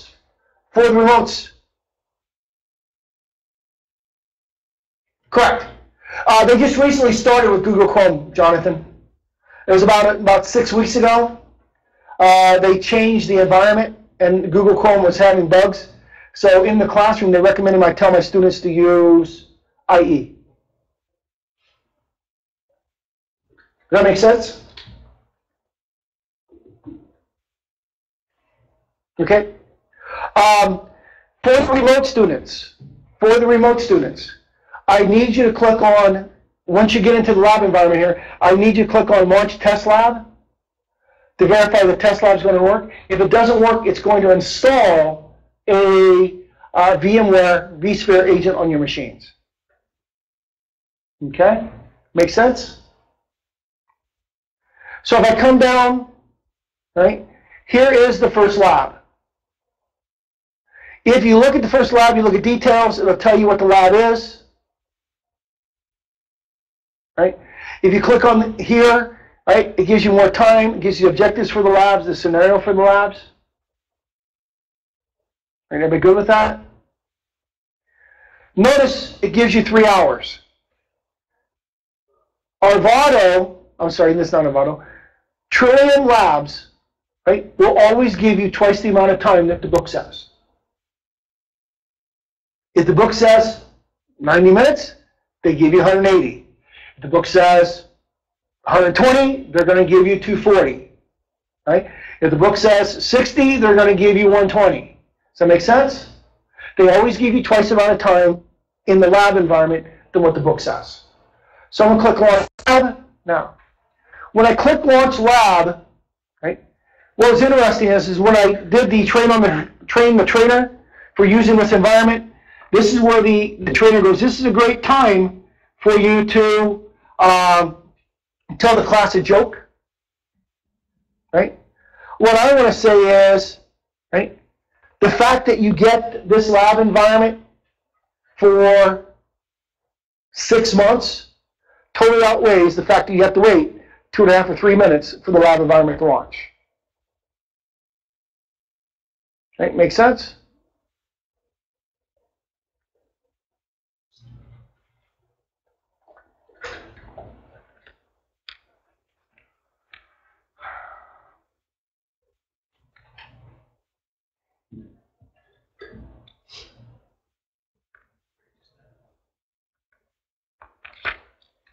Ding, ding, ding, ding, ding, ding, ding.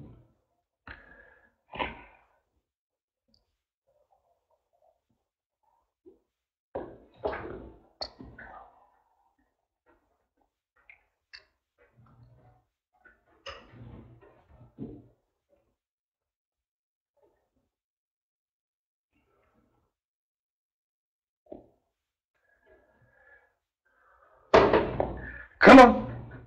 Anytime now.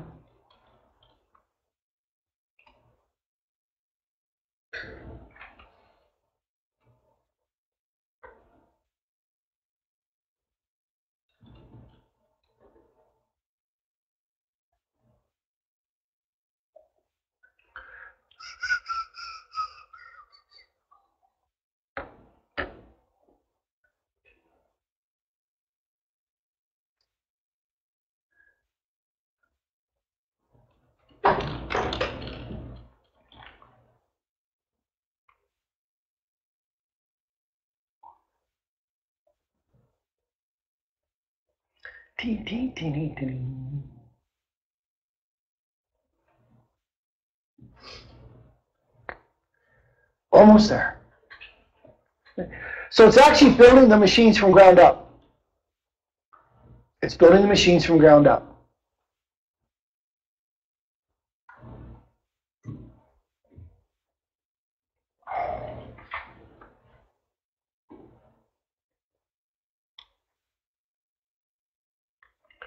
Anytime now. All right.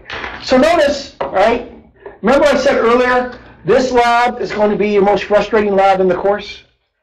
Here's why. When you install server 3, the VMware agent isn't installed on the machine yet, which means your mouse doesn't function correctly. How many of you remember installing an operating system using the keyboard? Guess how you have to install the operating system? You have to install the operating system using the keyboard. Yeah. Once the operating system is installed, let me know the operating system is installed. All right. Thank you, Gordon. All right. Once the OS is installed, you have to let me know it's installed, and I'll install the VMware agent onto your server so you can continue the lab by using the mouse. Okay? Again, this is the only lab that has that issue. So you read, this is called the errata, right? You hit next, right? It then gives you the objectives that you're doing in the lab. Same thing you would see if you were in the book. It gives you the scenario. And then you next. This gives you the objective for this specific exercise, exercise 1. Then you hit OK. Notice over here on the right-hand side, you have step-by-step instructions. You don't have to follow the step-by-step instructions if you don't want to. I recommend you do. As you finish a step, right? Notice this down here, right? It says, click the CD over here to insert the CD in the machine. You click on that, you click done. You get a nice little checkbox. Start, run CL3, right? Or run SRV3. There's how you started. Checkbox. Now, when you get completely done with the lab, you get a checkbox in every single line item. You'll get a checkbox here. If any single line item doesn't have a checkbox is done, you'll never get the checkbox here. That check is there for you and you only. You're the only person that sees it, nobody else. Right? So if you miss the checkbox, don't freak out that you don't have the green checks at the end. To switch between machines, you can do it one of 2 ways. Right? I have a drop-down box here that allows me to switch between machines. Right? Be patient. They will swap. Come on. Right? To switch between machines. Right? Make sense? You can also switch between machines by going over to machines and switching between them here. So far, so good? Now, if you wanted to install the installation media yourself for the VMware, notice if I go back to my errata, my errata says if my mouse gets hung up in my machine, I can release my mouse using the Control, Alt, left arrow. All right? I can then come over to the machine, come down to server 3, and put in the VMware tools. That's exactly what I'll be doing for you. If I come over to support, if I don't like my blue background, I can change it to gray, or I can change it to orange, or I can change it to red, whatever color you want. Here in the class, we're going to stay in the HTML5 format. Make sense? You can print the lab manual if you want. I will have printers hooked up here. So far, so good. Under commands. All right, notice, oops, let me go to a machine that's got an operating system on it. There's how I pass a Control-Delete. I can also restart a virtual machine, turn off a virtual machine, exit. Most important thing on this screen, exit. If I click on exit, I have two choices. Save the lab and close. In other words, it pauses all the virtual machines. So you can come back and resume. As a student, you can you can save two virtual machines. As a student, you can save two virtual machines. They save for 3 days. If you click cancel lab, you'll get one warning, are you sure? And if you click yes, everything you've done to that point is lost. It destroys the virtual machines you were working on. I recommend, when we go to lunch, if we're in lab, save your virtual machines, right? Do the save and close. Because otherwise the timer continues to tick down. Now, when you run the timer down to 0, it doesn't just end the lab on you. Right? You'll get a prompt that says, do you want to extend the lab time? And if you hit yes, it gives you 15 more minutes. You can do that as many times as you so desire. Right? Make sense? All right. Here's everybody's logon information. Chris, your logon, your information is your email out at Auction. Yours is your Yahoo email account. All right?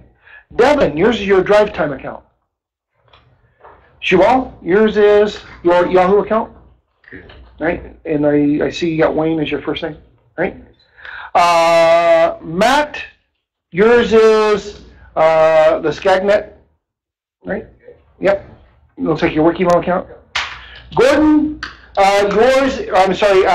Francie, yours is is at interfacelabs.com. Let me put that up here on the board for you.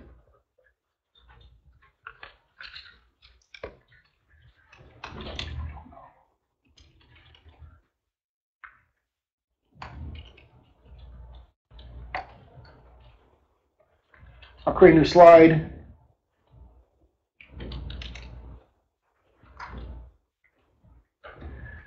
And for Jonathan, yours will be the same way.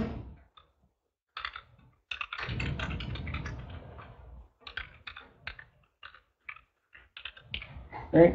So for Gordon and for Jonathan, it's your first name, last name, no period, at interfacelabs.com.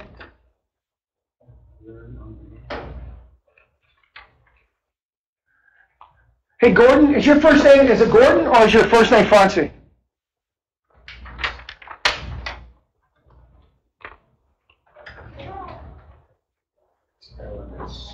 Gordon. Okay, so they got you on the sheet here backwards. They got your last name first, then your first name. Okay. All right, so yours is Francie Gordon at interfacelabs.com. Jonathan, yours is at interfacelabs.com also. You guys are Train Canada students of ours, so we don't get your personal email addresses. Train Canada doesn't give them to us. So that's the reason why your logon is interfacelabs.com. Oops. And I didn't go ahead of the slide. Go ahead of the slide. Sorry about that.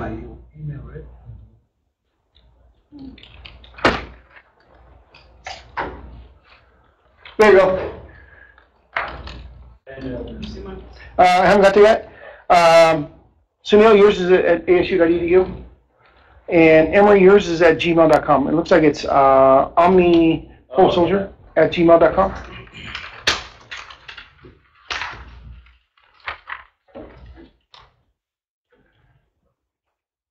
And the password's on that piece of paper.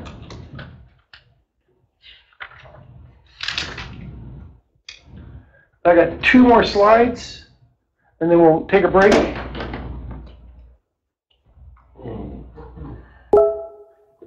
It's in that handout that's up in the Remote labs? Jonathan?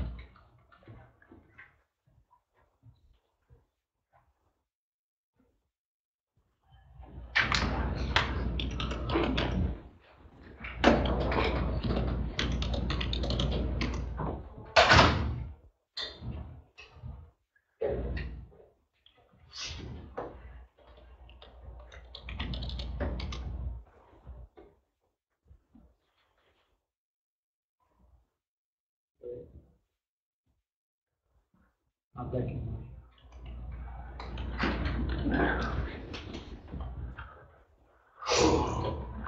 Right, do you remember what you set your password to last class?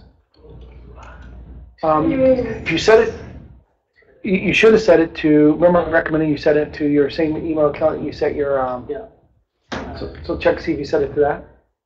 Try it. Probably didn't do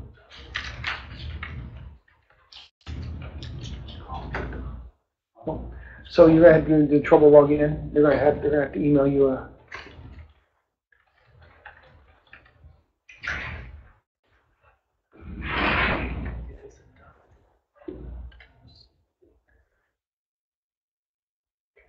There you go. Right. You might be able to try logging in with that before you let's see if it'll let you log in and use your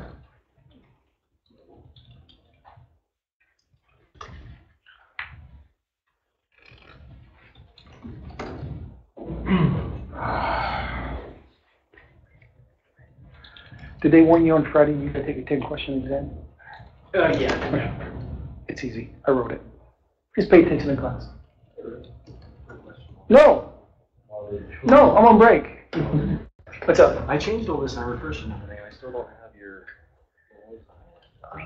Go to, okay, go, make sure you get it. Trainer. Okay, we're gonna make sure you get added in. Okay. That means they just missed adding you in the class. Thank you. You're welcome. As long as it's not me, I'm fine. Nope. They missed adding you in the class. Right. Is everybody in? This for the remote, if you would just give me a raise your hand or you guys are in? Nope. Oh, you're in. Okay. You're in. Oh, you just raising your hand for me? You're in. Jonathan's having Oh no, he's joined this line.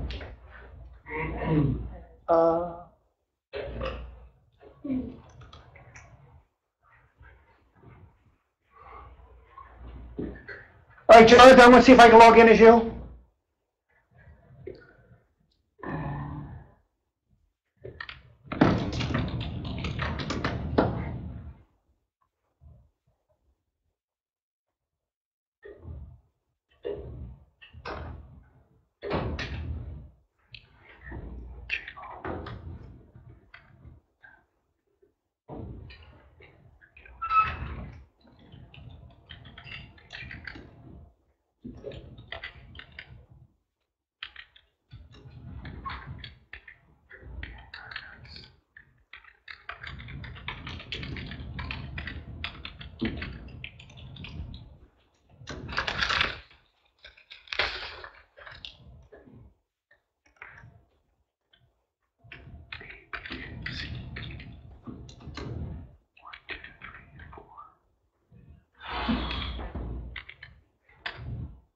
Oh, I got in fine, Jonathan.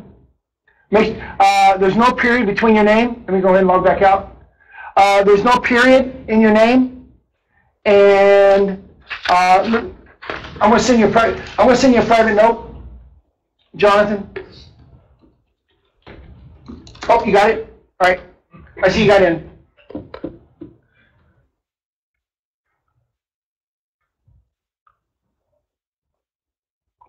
No problem. There's a couple people in the classroom that have periods in their names. All right, so everybody's in? Good, all right? All right. So moving on then, you can sit, I just want to make sure everybody get in. I'll give you extra time when we do the first lab. I have the mechanism, I can monitor your labs from the instructor box. So I don't actively go in and monitor your lab unless you ask for help. Then I can go in. I do have the ability to take control if I need to go in and do something. What I do is I just bring up a screen that shows percentage of completed. So if you're actually checking boxes, right, it stays up on the board, just gives everybody an idea where everybody is as far as relation to everybody else. Also, I'll ask you if I see you're way behind percentage-wise, I'll ask, hey, are you having problems? Because a lot of times people won't say anything. All of a sudden, we're 90 minutes into, or 85 minutes into a 90-minute lab, and you're halfway through because you ran into a problem and didn't ask for help. Okay? So I may be proactive from that standpoint. Okay? So going on with steps, we talked about virtual machines.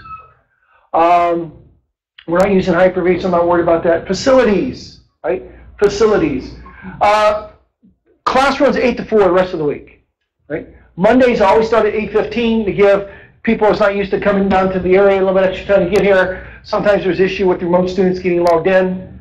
So the rest of the week it's 8 o'clock to 4 o'clock. Real quick for Chris and Gordon and Jonathan, are you guys in the Pacific time zone? Oh, you're Eastern? Okay, Jonathan. All right. Gordon is in Mountain. And Chris is in AC, okay? So, Jonathan is 3 hours ahead of us. Okay? And Gordon is 1 hour ahead of us. So we'll try to accommodate them as much as possible. I'll let you know, I haven't had a chance to read your email yet. Jonathan, I'll read it when we go on break. The class is 8 to 4 all week long. I always try to finish up the day at the lab. I will always attempt to finish up the day at the lab. Most labs are an hour to 90 minutes in length. So my goal is to have you in lab no later than 2:30 each day, between 2:30 and 3, right, each day. For Jonathan, that would actually work out for you, so that if you go in the lab at 2:30, 3 o'clock in the afternoon, right, you're talking 5:30 there, you can do the lab the next morning, right? It's totally up to you when you want to do the lab. The only thing I ask for you as students is have the lab done at whatever time we say we're going to come back, right?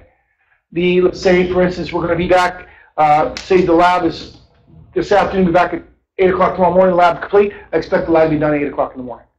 If you choose not to do a lab, that's totally your choice. You guys are adults. Maybe you never ever install a server 2012 and you never have a desire to. Maybe you decide not to do the lab this afternoon. That's totally your choice.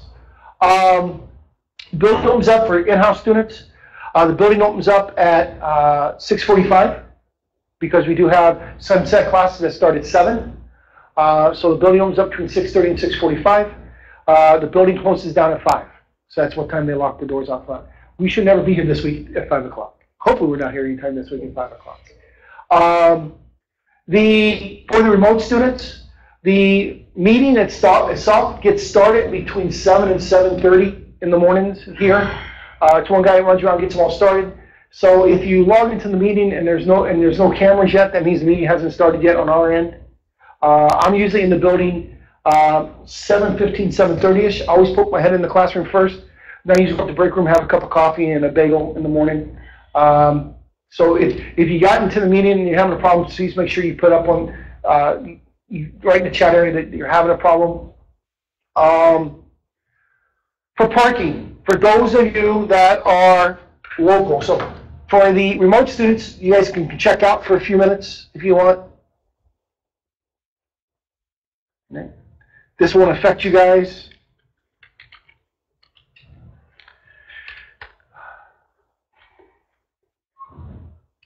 So while I'm bringing this up, if you have a cell phone, you have a PDA, you have a pager, in the classroom house, you put them on vibrate or on silent mode. They are a little bit disruptive to class if they ring. If there's a phone, if there's a call that you are expecting and you can't miss, right? Leave the ringer on. All I ask is when it rings is that you just hit the ringer and shut it off real quick. Okay. So, for the in-house students, you can park anywhere in this area right here, right? Not under the covered parking, but anywhere in this area here. If you are currently parked in this area here or this area here, well, go on break interfering routes, you need to go move your cars.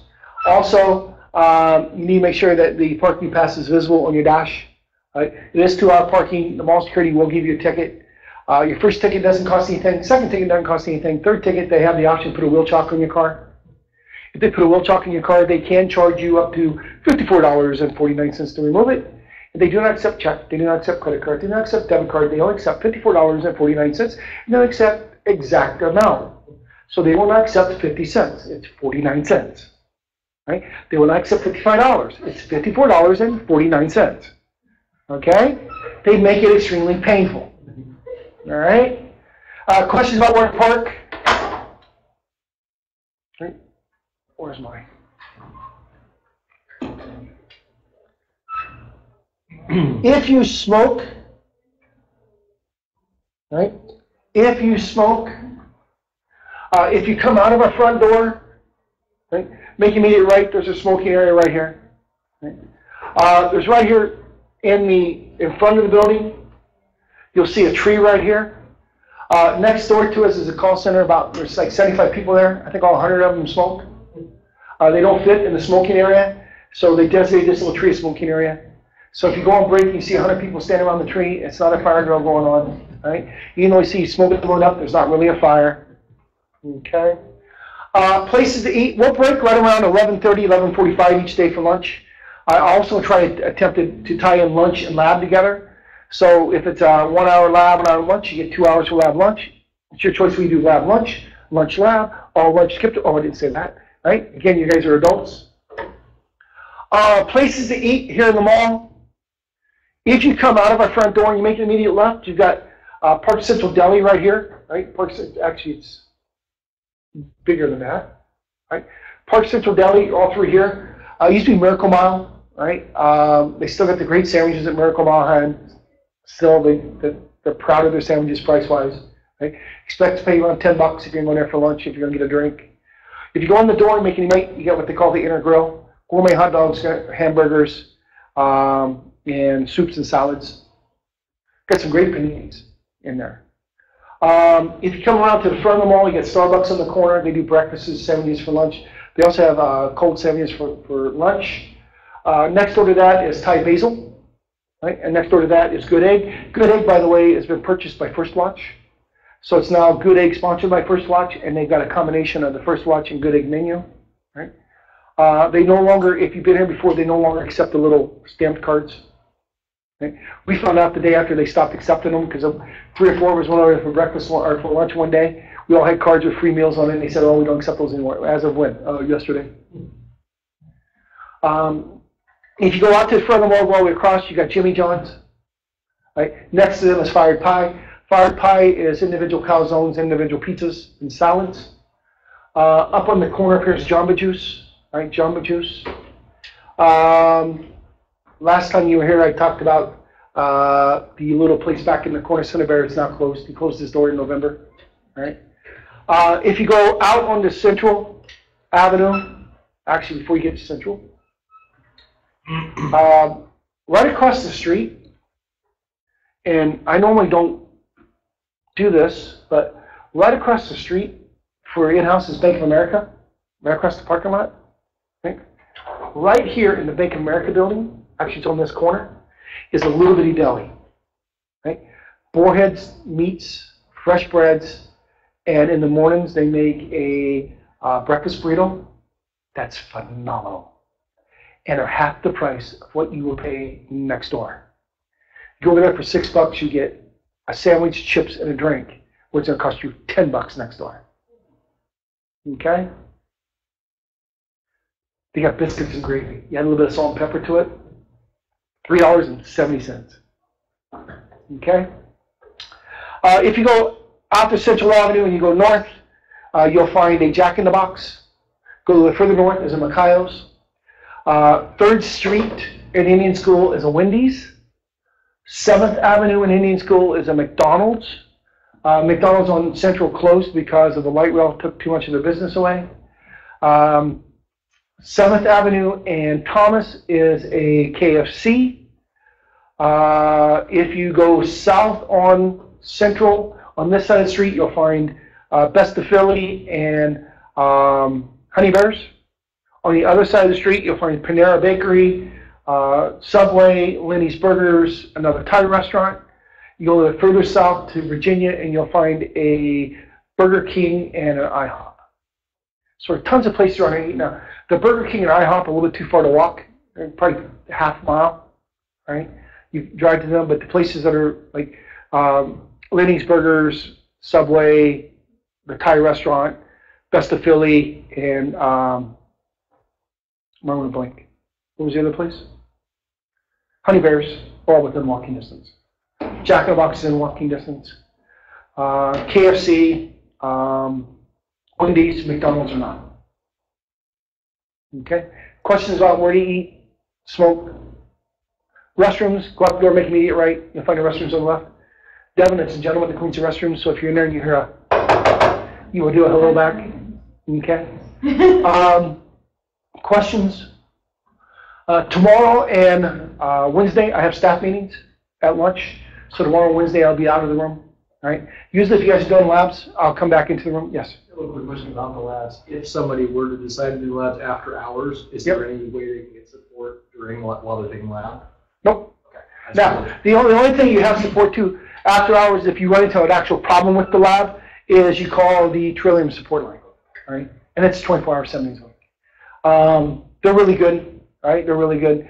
Normally, unless you've done something really, really wrong, right? The only lab people run into problems with is the very first lab. Stable. Right? They're pretty stable. What some students will do is, if they run really, really big problems, it's usually because of something they did, and it's easier just to cancel the lab and restart it. All right? So questions about any of this? The last slide is you guys' chance to talk, and we'll do this kind of quick. So I know I kept you guys in the seats here kind of long. I normally try to keep you in the seats no longer than an hour. All right? No longer than an hour. This one always goes a little bit long. So run down through this real quick. My name is Rick. I'm a full-time employee at Interface. I've been with the company. Jonathan says he's getting hungry. I'm a full-time employee at Interface. I've been with the company since October of 1998. Yeah, trees do live that long. I retired from the United States Navy after 21 years and 18 days. Like that, and 18 days, right? My primary job in the military was undersea warfare. So if you saw the movie Hunt for Red October, I did exactly the same thing that Jonesy did, except for I did a void surface ship. I was an undersea warfare specialist, an acoustic analyst, but I rode a submarine for a week, and that was like a month too long. I did multiple tours at sea and multiple tours at shore, with multiple tours as a stand-up instructor. I was part of a mobile training team that went to sea and taught ships how to fight. So I've actually been teaching for over half my life, right? I enjoy teaching. This, to me, all my friends know this about me. To me, this is playtime, right? I don't consider getting in front of the classroom and imparting my knowledge on the material as work. To me, this is playtime. I don't mean it from a standpoint of being arrogant and being I know more than everybody else. I mean from the standpoint of this is what I really, really enjoy. It's my passion. When I'm not teaching, like last week, I teach 4 out of every 5 weeks. So last week was my down week. That's work to me, right? When I have to come in here and set up my desk and do things, and that's work, right? In the classroom, I'm playing, and all my friends tell me someday I'll get a real job. And I said, now as long as I have this one, right, this is playtime for me. My experience, I've been in this industry since 1993, 92 timeframe. My first introduction into this was in 1992. I was part of a mobile training team out of Virginia Beach. We were the beta testers for a piece of software called Chicago. And some of you may have been around long enough to remember this. Some of this was before I think some of you were even born. Chicago was the code name Microsoft had for Windows 95. So the first time I installed it was in 1992. It was 43 diskettes. The diskettes were not numbered, right? They were not labeled, right? It was a stack of 43 black diskettes and you just basically swapped disks until you got the right disk in, right? When you went to install something, it'd say insert disk, and you'd swap disks till you got the right disk in. In 1995, I transferred to my final duty station, which was the Officer School Command in Newport, Rhode Island. I've been there about a month. My captain came to me and he says, Chief, you know Windows 95? And I said, yes, sir. He goes, good, I'd like you to be my ADPA. And I said, Captain, what's an ADPA? He goes, well, over in the vault, we have 7 computers, 4 running unclassified, 1 running confidential, 1 running secret, 1 running top secret, no foreign dissemination. I'd like you to maintain.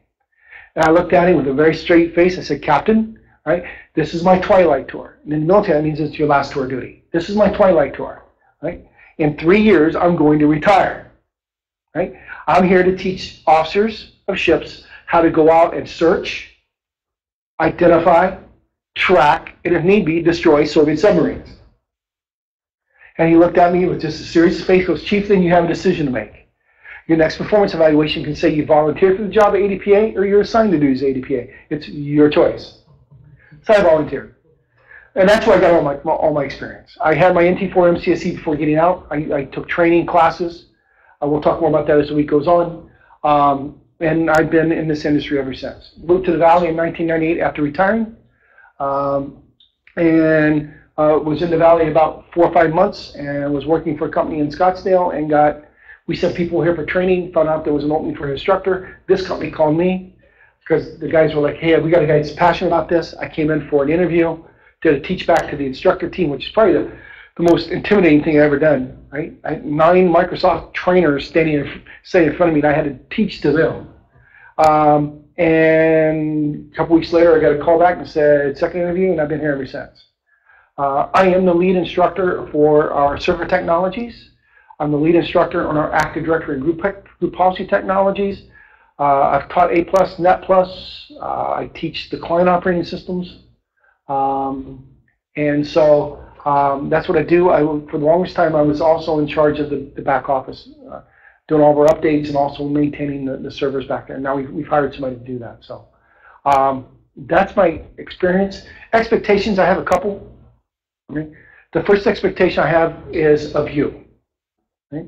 And the expectation I have of you is for you guys to have fun. Okay? I know if you're an adult, right, and you're thinking about the traffic coming in this morning, the traffic you got to deal with going home this afternoon, thinking about significant other issues, or it could be sibling issues, could be children issues, we're at the ages now, it could be parental issues, right? It could be financial issues, it could be work issues, right? If you're thinking about that stuff, I'm the Charlie Brown teacher. Remember Charlie Brown? What did the teacher sound like? Right? That's all you hear, right? Are you learning? Right? So my goal is that you're having fun. If you're having fun, right, you're giggling, you're chuckling, I'm telling stupid jokes, making stupid analogies, right? You're not thinking about all that other stuff. And as a result, right, you're learning more. You may not realize you're learning more, but you're learning. I'll make a lot of stupid analogies about stuff.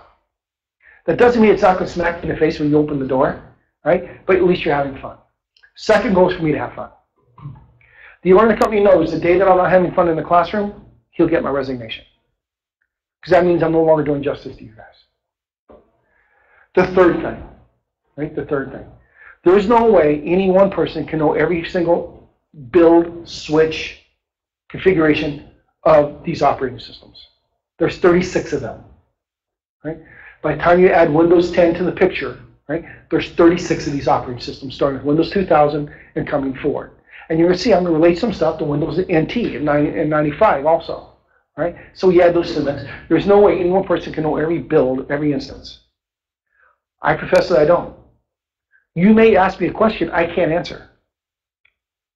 If you ask me a question I can't answer, I am not your typical instructor. A typical instructor would give you a BS answer. They don't want you to know they didn't know the answer. They'll give you an answer that sounds good, sounds plausible, but may or may not be right. I'll tell you, I don't know that answer. But guess what? I write the question down, and I'll get you an answer before class is over. Right? I will not lie to you this week. I will guarantee you, I'll make you a promise, I will not lie to you this week. But don't trust me. Because I know what the labs are. I may not tell you a whole truth. Because I want you to learn it in the lab. Right? Self-discovery. We used to have a Hard Hat series classes here. and they were all based on self-discovery. And I learned in self-discovery, you have a tendency to remember it more than if I can say it 5 times, and tomorrow you won't remember. But if you self-discover it in the lab, guess what? You're going to remember them all. Right? So I may not tell you the whole truth, right? But I'll promise I won't lie to you. But don't trust me. Finally, right? Hobby and or dream vacation. I'm a diehard motorcyclist. Right? I ride every single day of the week. Doesn't matter the temperature or the weather. It can be raining. It can be 120 degrees, which it'll be here in a few weeks. Right? I ride. My dream vacation, I've been around the world in the Navy. Right? So I have no desire to go on a cruise anywhere. I did my dream vacation in 2008. I took a 4,000-mile, 17-day motorcycle trip. Right? So now I just want to get on my motorcycle and ride, go to spin a bottle, go whatever direction the bottle says, right? When it, ride till I get tired, sleep for the night, spin the bottle, go again. My girl says that's okay as long as it involves the beach half the time. Okay? So I just like to go up and down the Pacific Coast Highway for a while. But that's me. Questions about me? Right? So I'm Sunil Rao. I work at AAC Libraries. I'm a system support analyst. Like Rick said, I took this course last year. Just back here, kind of to get a refresher. I'm going to be getting into some of the stuff that we talk about this week. So just wanted to kind of get a refresher. Also, I'm planning to take the exam finally in a couple of months. So that's basically it. My hobby is I basically collect stamps. I've been doing it for about 15 years. I have quite a big collection. Dream vacation, probably Japan. I want to go to Japan at some point. okay. That's me. Hey, thank you. Emory.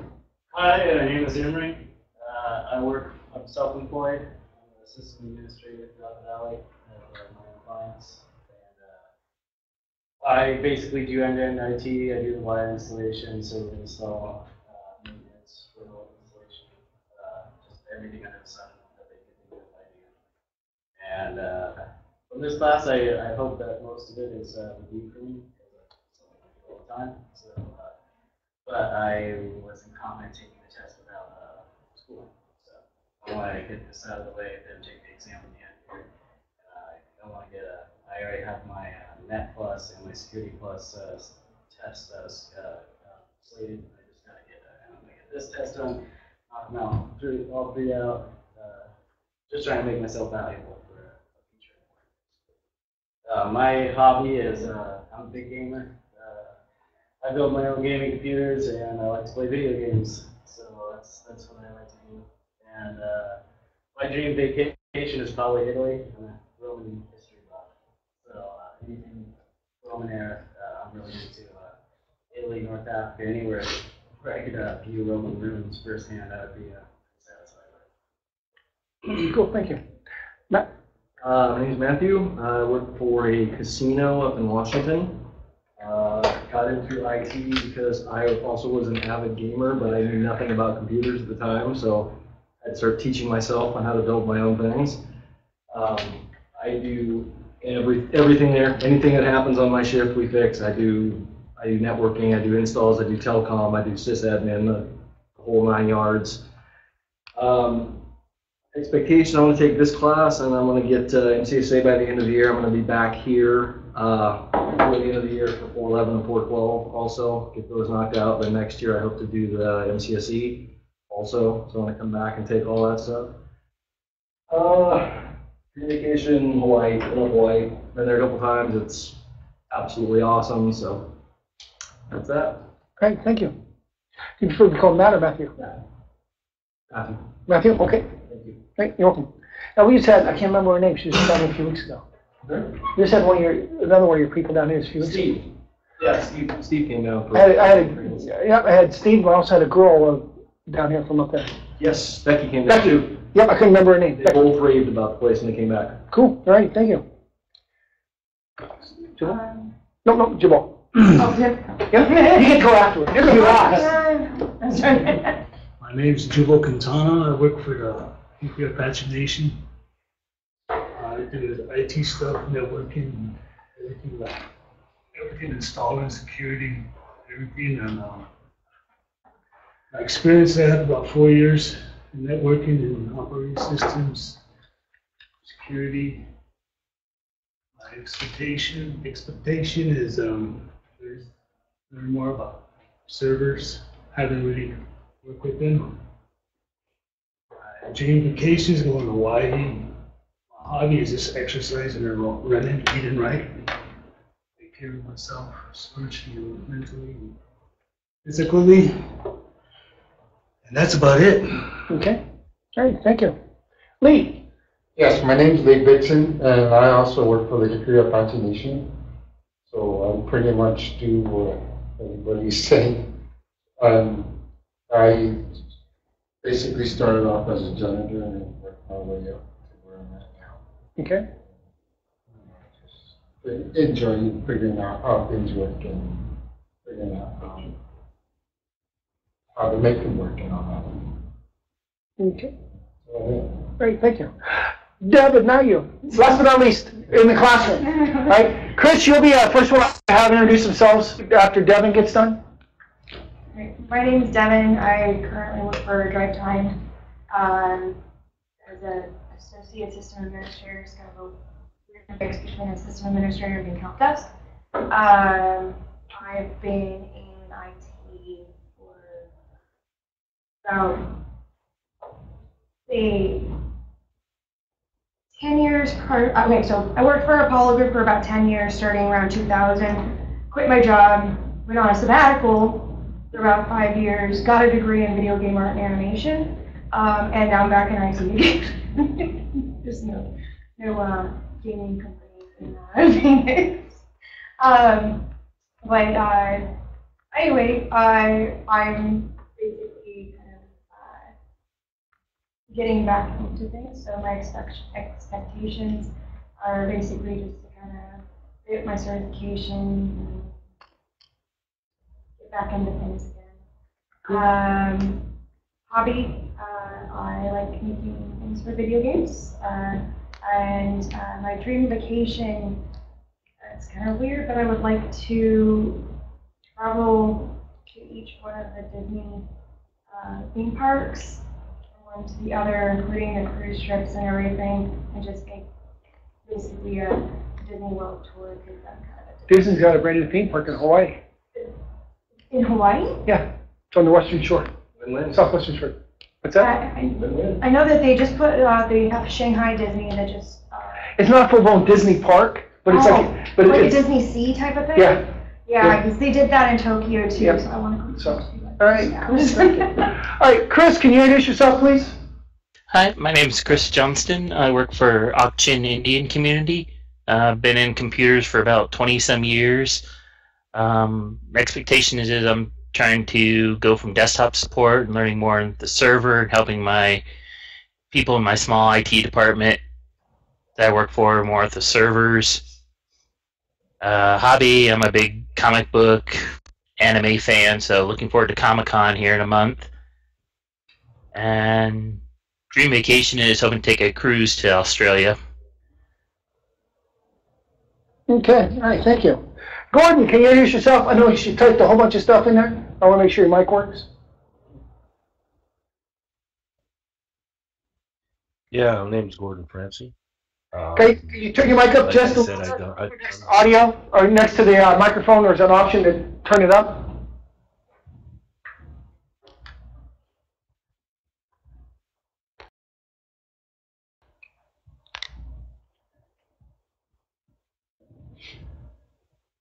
Is that better? Much better. Okay, so as I put in here, I did 10 years in the Navy. I served on submarines. I did telecommunications. That's basically satellites to mainframes to everything. I've worked with Unix. I remember doing DOS 3.1 and DOS 3.1.1. And yes, it's a lot of disks. NT's got more, I think.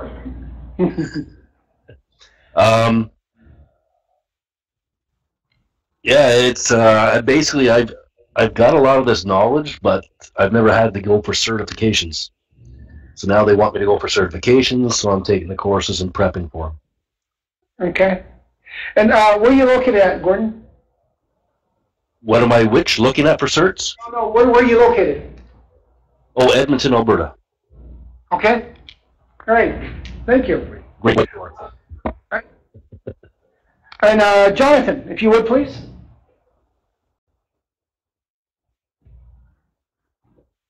Yep.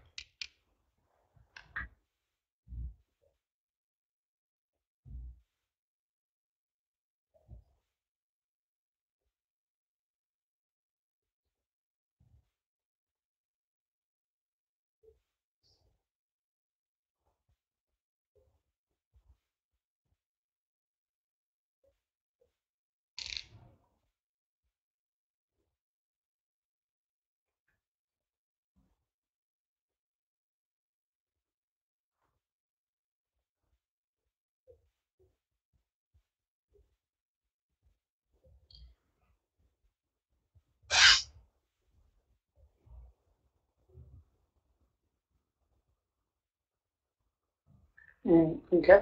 Did you say where you're at, Jonathan? I didn't catch it. Where at? Okay. Cool. All right. Thank you. All right.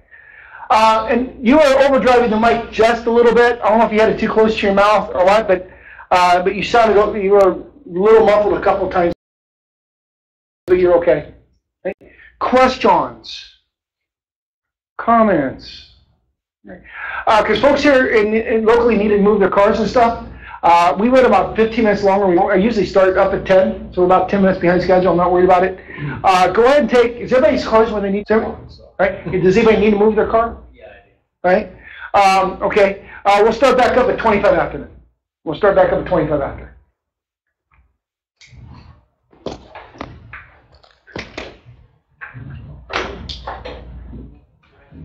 Yes, question.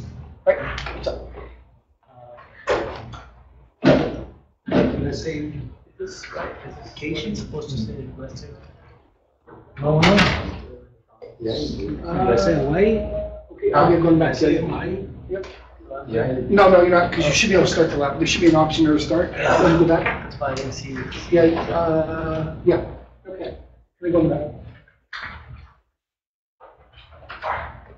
If you ever get a chance to go to Italy, go see the space.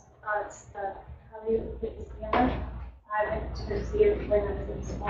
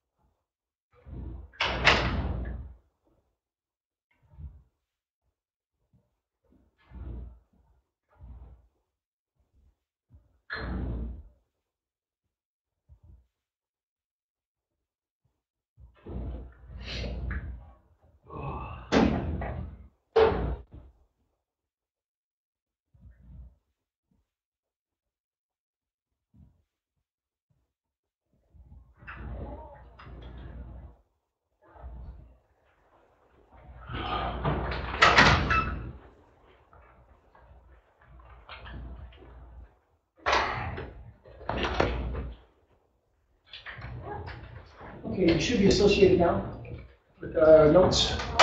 They missed you. Oh, okay. For whatever reason. And incidentally, I just talked to Denise. She said she talked to you on the phone? She did. Okay, yeah, I didn't know you were calling, so I said, hey, I need, and she's like, oh, I just talked to them. Like, oh, really? Okay. She just sent me an email. Right. So is that why it says requested? Because You may have to log out and log back in. We got it, thank you. All right, you're welcome.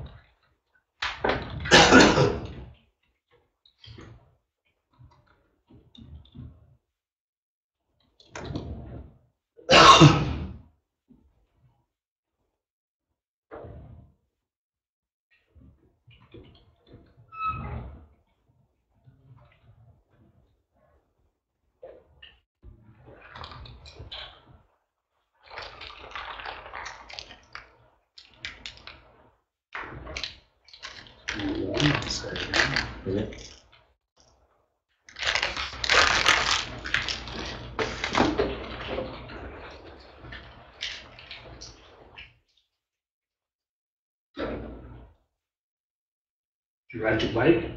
Mm-hmm. What size? It's Ultra Classic. It's the Scooby Doo.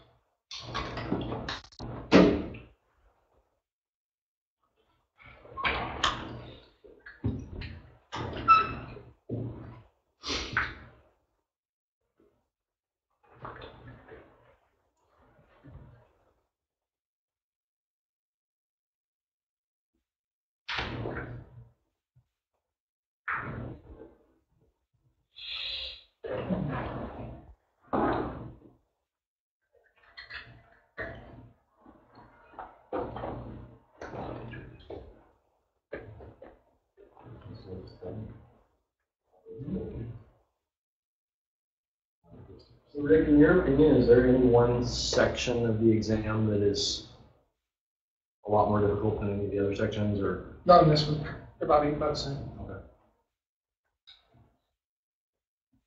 Okay. Studied so much hardware stuff when I originally took the A+, and I was blown away by how many ridiculously long questions there were about printers. There was like 9 questions about printers. Yep. That seems ridiculous, but okay. Yeah, you won't. There'll be a couple questions on printers, but I mean, if you go back to, let me put this on so the remotes can hear me. If you go back to the objectives,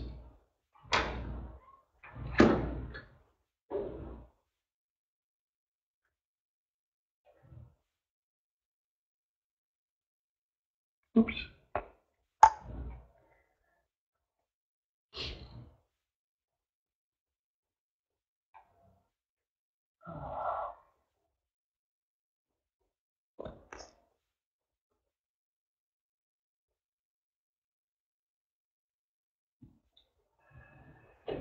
If you come back to the objectives, and here's the way I look at it, is I don't remember how many questions are on the exam, but let's say there's 60 questions on the exam. 15 to 20% of the exam is going to be on those 3 objectives, installing and configuring, all right? 20% of 60 is what? 12, right? plus or minus 2. Right? So you can think there's going to be 12 to 14 questions off of those 3 areas. Right? Same thing here, up to 20%. Right? 10 to 14 questions are going to be off of configuring print and document services, right? Configuring server role management, right?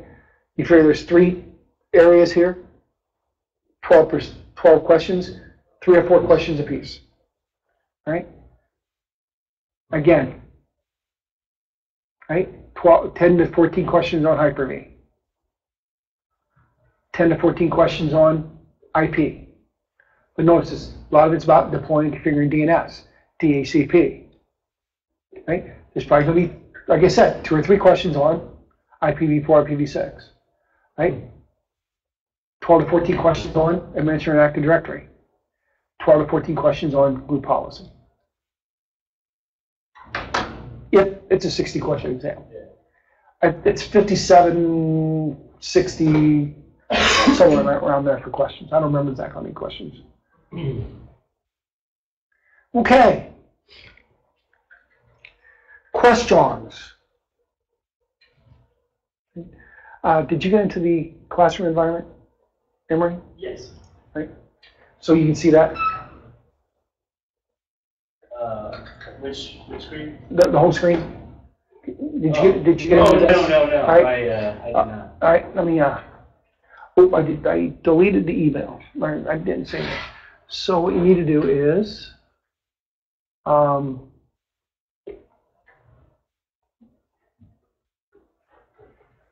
Copy.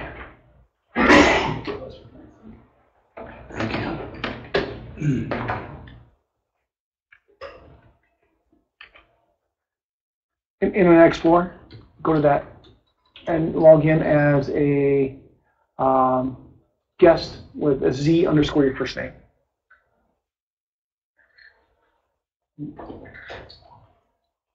And then pause your video. Okay, and that way you can take the screen, full screen and stuff. I'm doing demos. So module number 1. Module 1 is going to get into the installation of Server 2012, right? We're going to talk about what are the different versions of Server 2012, and we finish up the module with a very, very brief overview of PowerShell. Now, I say it's a very, very brief overview. No, you're not going to do the whole thing? Oh, okay. Yeah. A very, very brief overview of PowerShell. The reason why I say it's a brief overview, it's 4 or 5 slides. Right? PowerShell, if you go down the hall, there's a 1-week class going on, right? For the introduction into PowerShell. There's a 5-day class. So there's no way I can spend, right, 5 days on PowerShell in this course. It's going to be an introduction into what PowerShell is and what you can do with it. This next slide. I'm going to waste about 90 seconds of your life that you're never going to get back, right? 90 seconds of your life you're never going to get back. What do I mean by that? In Windows XP, Microsoft released in the slide deck this thing called the diamond slide. It's this big pink diamond, right? And all I had is the titles of the next set of slides. So the next 4 slides are those 4 names. Okay? That's the title of the next 4 slides. 9 times out of 10, or 99 times out of 100, there was absolutely nothing to talk about on a diamond slide. Occasionally, there might be an acronym. And the only place the acronym was explained was in the write-up on the diamond slide. But virtually never. In an entire course, you might see it once. So all the trainers complain, this diamond slide is stupid. Get rid of the diamond slide. So in the Charlie release of the courseware, they got rid of the diamond. They left the slide, got rid of the diamond. They did what we told them to. They got rid of the diamond slide. They just still had the slide. Well, in the Windows Vista courseware, in the 2008 courseware, they decided to replace the diamond with the word lesson. And it's been there ever since. I will be skipping this slide throughout the course, unless there's specifically an acronym on the slide that it's the only place that the acronym's ever described. In the case of this course, never. Okay? So you're asking, why did I just waste 90 seconds of your life you're not going to get back? I actually had a student in one course a long time ago when I was skipping the slide, and it was back before even, when there was nothing, there was no diamond, there wasn't the word lesson, I'd skip the slide, and I had a student on the end of course critiques, and this is when I renamed the evaluation, but at the end of course critiques, right, they wrote in there that I routinely skipped slides throughout the class, right? Was I skipping slides because I thought I was smarter than the person who wrote the course, or was I skipping slides because there was content on the slides I didn't know or understand?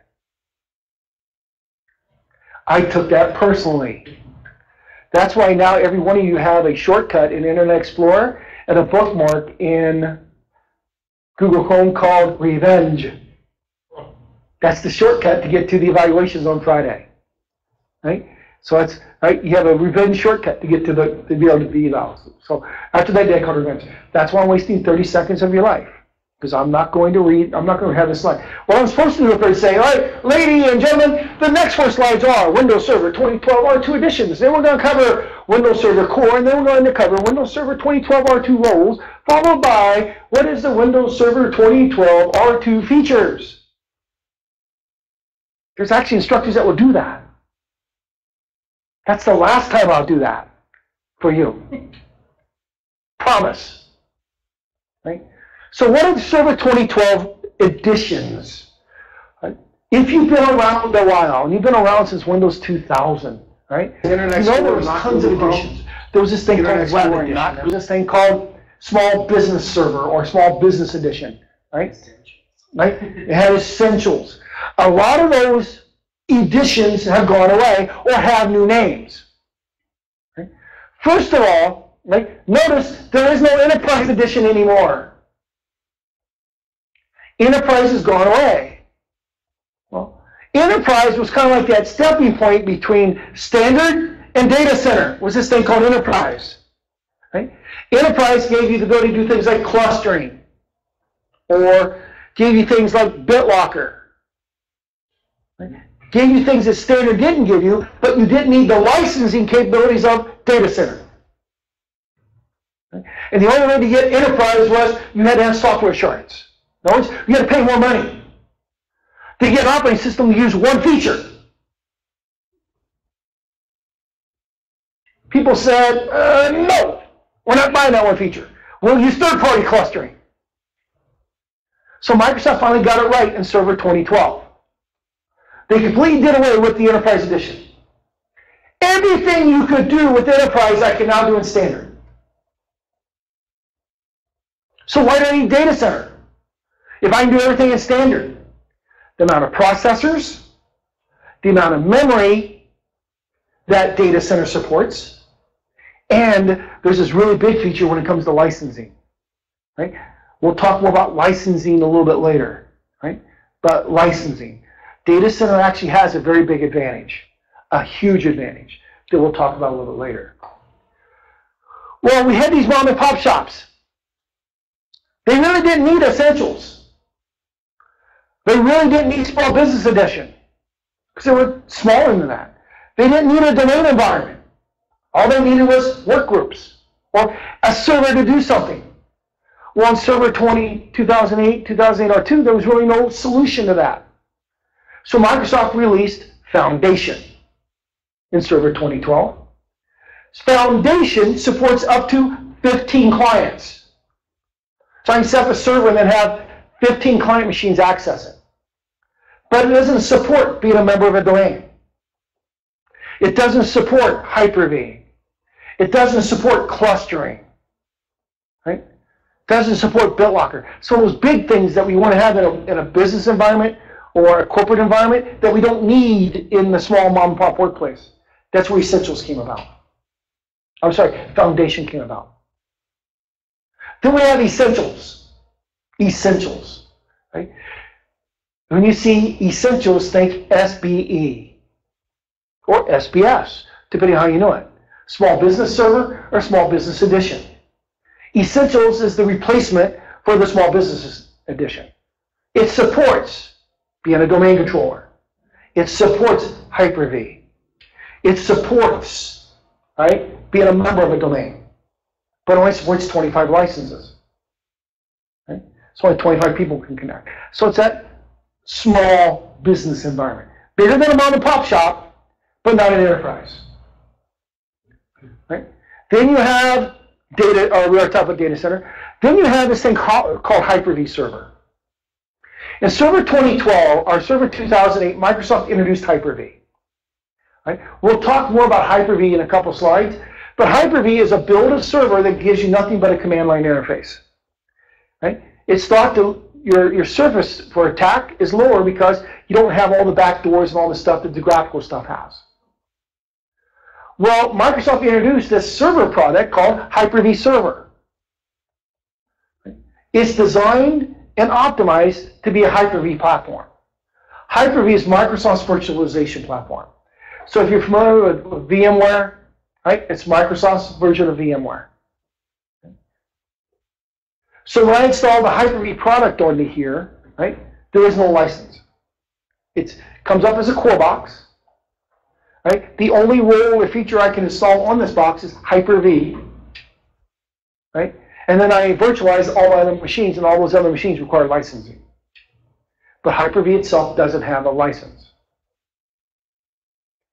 Then we see Microsoft's consistency in naming. We have the storage server. The storage server is designed to manage storage area networks, or SANs. It's what's totally optimized for. The work group is designed for a small to medium-sized business, and their standard is designed to be the enterprise business. Then we have what they call multi-point. Multi-point is Microsoft's virtual desktop infrastructure, or VDI.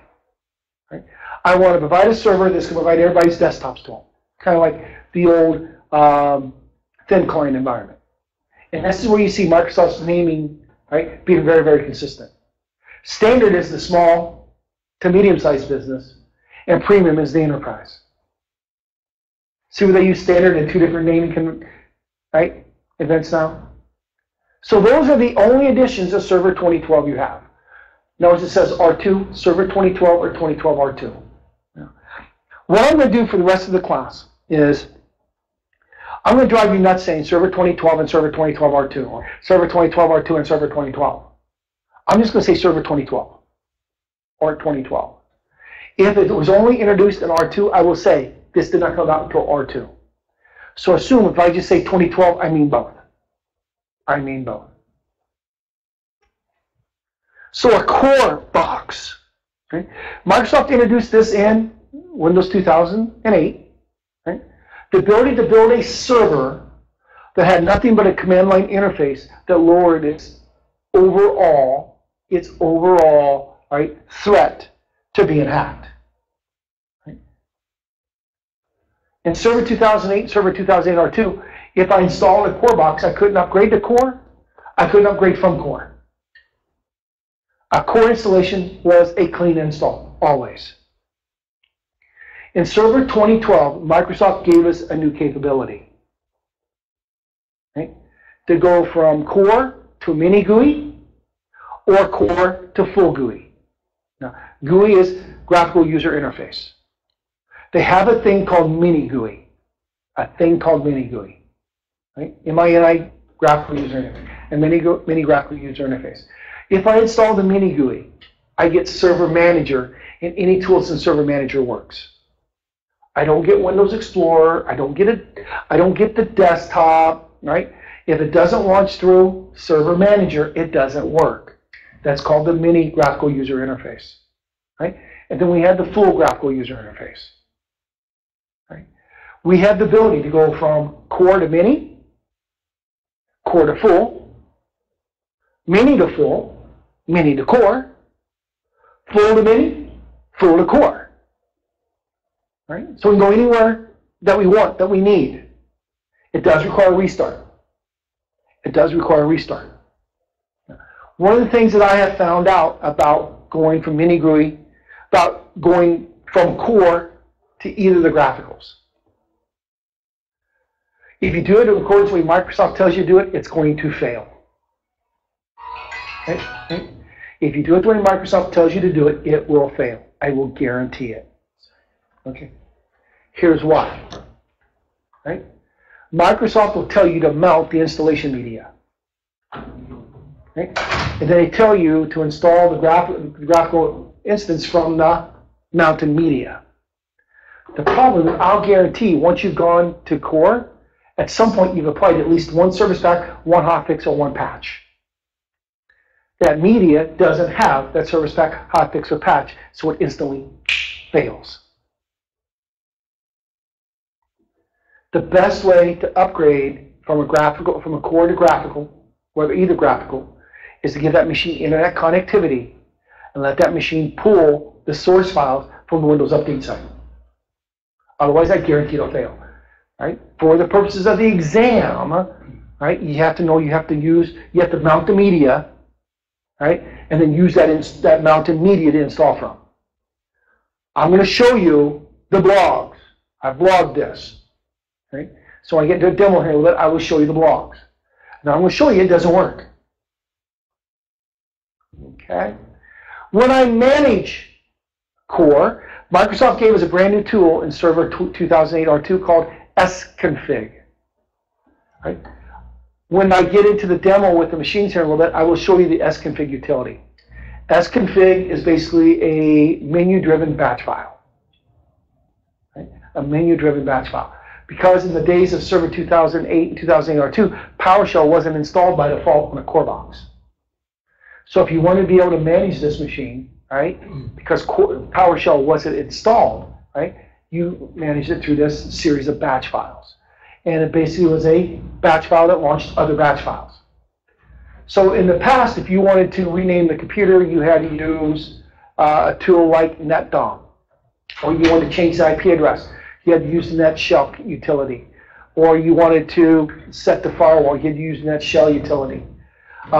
You want to change your domain affiliation, you had to use the NetDom utility. In 2008 R2 and later, Microsoft introduced the sconfig utility that allows us to do all that, with the exception of managing the firewall. We still have to manage the firewall using the NetSH utility. I'm going to show you a really cool utility that's downloadable. All right? It's called the Core Configurator. Right? It's a phenomenal tool, right, that allows us to manage core boxes, and it's 100% PowerShell driven. 100% PowerShell driven. We also, the other thing that we would do with core boxes is enable remote management, and then we can manage those core boxes through a graphical box that has the appropriate Microsoft Management Console on it. Right? That's nothing new. We've always been able to boxes, launch Event Viewer and then connect to another machine. Right? Launch Computer Management, connect to another machine. What you've never been able to do is with Server Manager. Server Manager, I could connect to another machine, but it was strictly view only. I couldn't manipulate that other machine. I couldn't install roles or features on that other machine. Right? Server Manager in Server 2012 allows us to install roles and features now remotely. PowerShell v3, which is what comes with Server 2012, has now an invoke dash command, which allows us to invoke commands on another machine, which means I can invoke dash command, right? I can use the add dash Windows feature, and I can add roles and features on a machine remotely now, which I couldn't do before. Oops, I don't want to go backwards. Roles and features. Roles and features. Oh, let's question up here.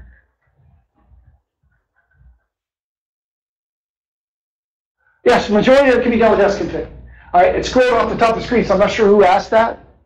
Let me look here.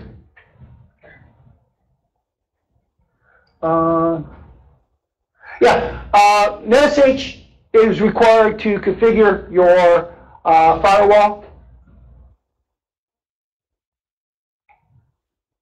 That's okay.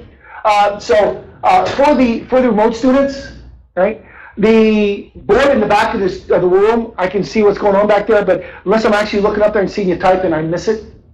If you type something up there and I don't answer immediately, Just be patient. You will get an answer. Right? You will get an answer. But yes, I cannot configure firewall with sconfig. I cannot configure firewall with sconfig. I can't configure the firewall. I configure basically everything else. And I'll show you sconfigure after I fire up all my machines here in a few minutes. Right? Roles and features. In Windows 2000 and Windows 2003 and XP, if I wanted to add something to the operating system, I would go to Add New Programs, and then I would go to Windows Features. In Server 2008, Microsoft changed that. Right? We now had to go to Server Manager, and we added roles and features through Server Manager for our server products. In Server 2008 and 2008 R2, you had an add roles, and you had a add remove roles, and you had add remove features. In 2012, we now have add roles and features, remove roles and features. So we still control it through Server Manager, it's just the titles have changed a little bit. So the question comes up is, what's the difference between a role and a feature? And here is Microsoft's guidance. A role is anything I install on my server to provide capabilities to somebody else. Right? I install DNS on my server to provide name resolution to you. I install application services on my server, or IIS, to provide a web server to you. I install DHCP as a role to provide automatic IP addressing to you. I install Active Directory services to provide different types of Active Directory services to you. Nothing for myself, but for you. That's where a role is. A feature is anything I install on the machine that enhances my own capabilities. So I do it for myself. I don't care about you. I do it for myself. Make sense? Here's the problem. Right? I'm going to pick on Matthew for a minute. Matthew either A, didn't get the memo of what the difference between a role and feature was, or says, I don't care. Right? So he goes, I know this thing that I'm adding to Windows should be installed as a role, but I'm going to install it as a feature because it's my product. Because he likes the word features better than he does roles. Right? Jabal's done the same thing. He has a thing that should be installed as a feature, but he's installed it as a role because that's where he put it. So even at Microsoft, the engineers didn't even follow their own guidelines.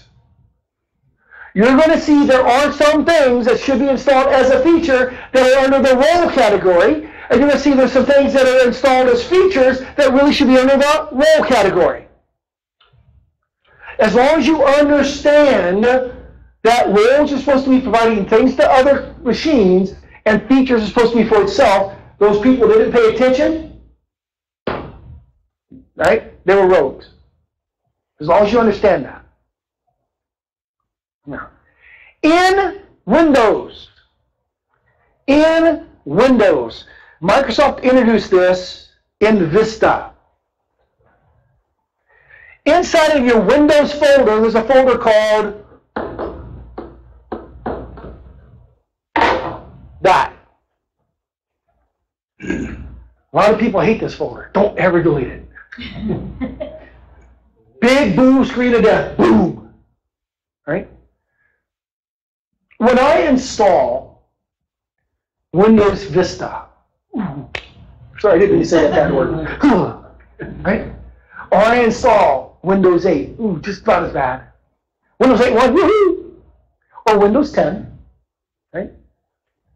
When I install it, basically the entire installation media is copied to that folder. That when I add a feature to the operating system, I don't have to need installation media because it goes there and looks. Make sense? When I install a graphical version of the server, the installation media updates that folder with basically all the roles and features that can be installed on that server, so I don't need the installation media to add that role or feature. Make sense? Here's the other thing this folder does. Right? You may remember, if you've been around for a while, remember DLL Hell? Dynamic Link Library Hell? Gamer creator back here? Creator of DLL Hell?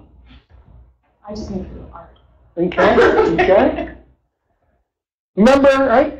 We'll use an application. We create an application called Emory. We install it. The Emory application runs fine.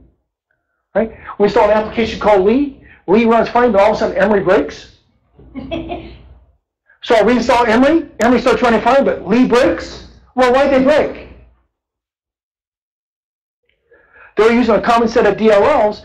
You added your code to it, but his code wasn't in there. You added your code to it, his code wasn't in there. So as long as you were the last one installed, you ran fine. Hence DLL Hell.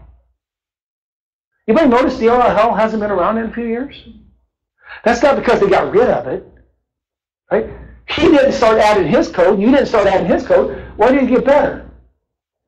When I install his application updates the DLL in this file associated with his app. When I install his app, it creates a directory structure underneath there with his DLL. So now when I run your app, it pulls out your DLL. When I run your app, it pulls out your DLL. And when I run the operating system or someone else's app, it just pulls out the base operating system DLL. DLL Hell, goodbye, for the most part. As long as the application is written in Windows Vista or later, or 2008 or later. Of course, you've got to run an app written for XP. You still may have a problem because it doesn't understand it's supposed to do that. Make sense? Well, here's the gotcha. In Windows 2008 and Server 2012, right? We couldn't add the graphical interface to a core box, right? Without reinstalling the OS. So did I need all of the content for all the graphical tools to be in that folder? No. You guys may not realize this.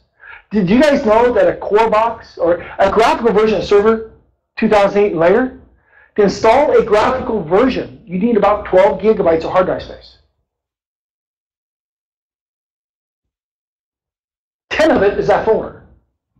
You know what you need to install a core box? 1.6 gig, of which only 0.5 is that folder. Why? I don't need all the graphical stuff in the folder because I'm not going to build a graphical box. So when I start my machine off as a core box, right? Guess what's not in this folder? Right? As a core box, if I want to go graphical. All the graphical stuff. Now, some of the graphical stuff is there. Example, right? I want to install a DNS server. The binaries are to install DNS, but not the graphical interface. I'll make a DHCP server. The binaries are there to make it a DHCP server, but the graphical stuff isn't there. So the roles and features that could be on the core box will be there with the binaries to install that role or feature without the graphical tools. Does that make sense? Which means, if I want to go from a core box to a graphical box, I got to populate that with the graphical stuff. Hence this cool term called features on demand. Wait a minute. Features on demand would lead me to believe that the stuff is there. It's not. Features on demand mean I want to install this role or this feature, and I got to provide the source files so the role and features are installed. 85%, and Microsoft doesn't create a listing of what roles and features are on the core box. It's kind of like hit and miss. I want to install this role. Oops, need the installation media. Oh, this one worked. This one worked. This one, oh, this one didn't. Right? Microsoft doesn't provide a comprehensive list of what works and what doesn't work without the installation media on the core box. But features on demand. Notice they don't even say anything about this being specifically for a core box, but it's specifically for the core. Here's my trick to you. Never start Server 2012 as a core install. Oh, by the way, let me back up a slide. I forgot this. What does the third bullet say?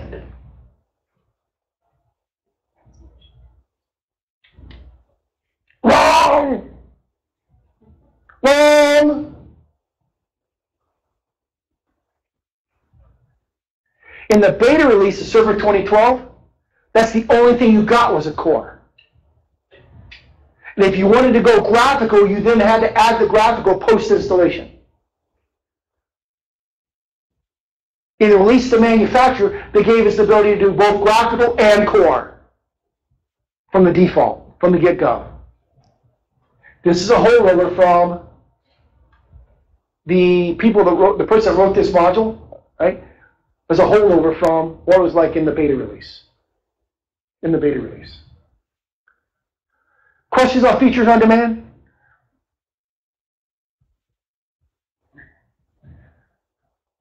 This hasn't changed. I can still I can do installations from optical media. I can do installations from USB drives if I support booting off USB. I also can do network-based installs. Not necessarily deployment services. I can connect to a network share, right, and then run the installation media over the network share, right? Or I can use the installation media by doing some type of deployment service. All-Terrace, Rapid Deploy, Image Blaster, WDS. Doesn't have to be Microsoft. Of course, this is a Microsoft course, so we're going to use Microsoft's deployment service. Okay, okay, makes sense? This hasn't changed. Oh, by the way, you ever heard of this thing called Windows 10? Right? You ever heard of Windows 10 to go? Right? Emery's head went up and down. Right?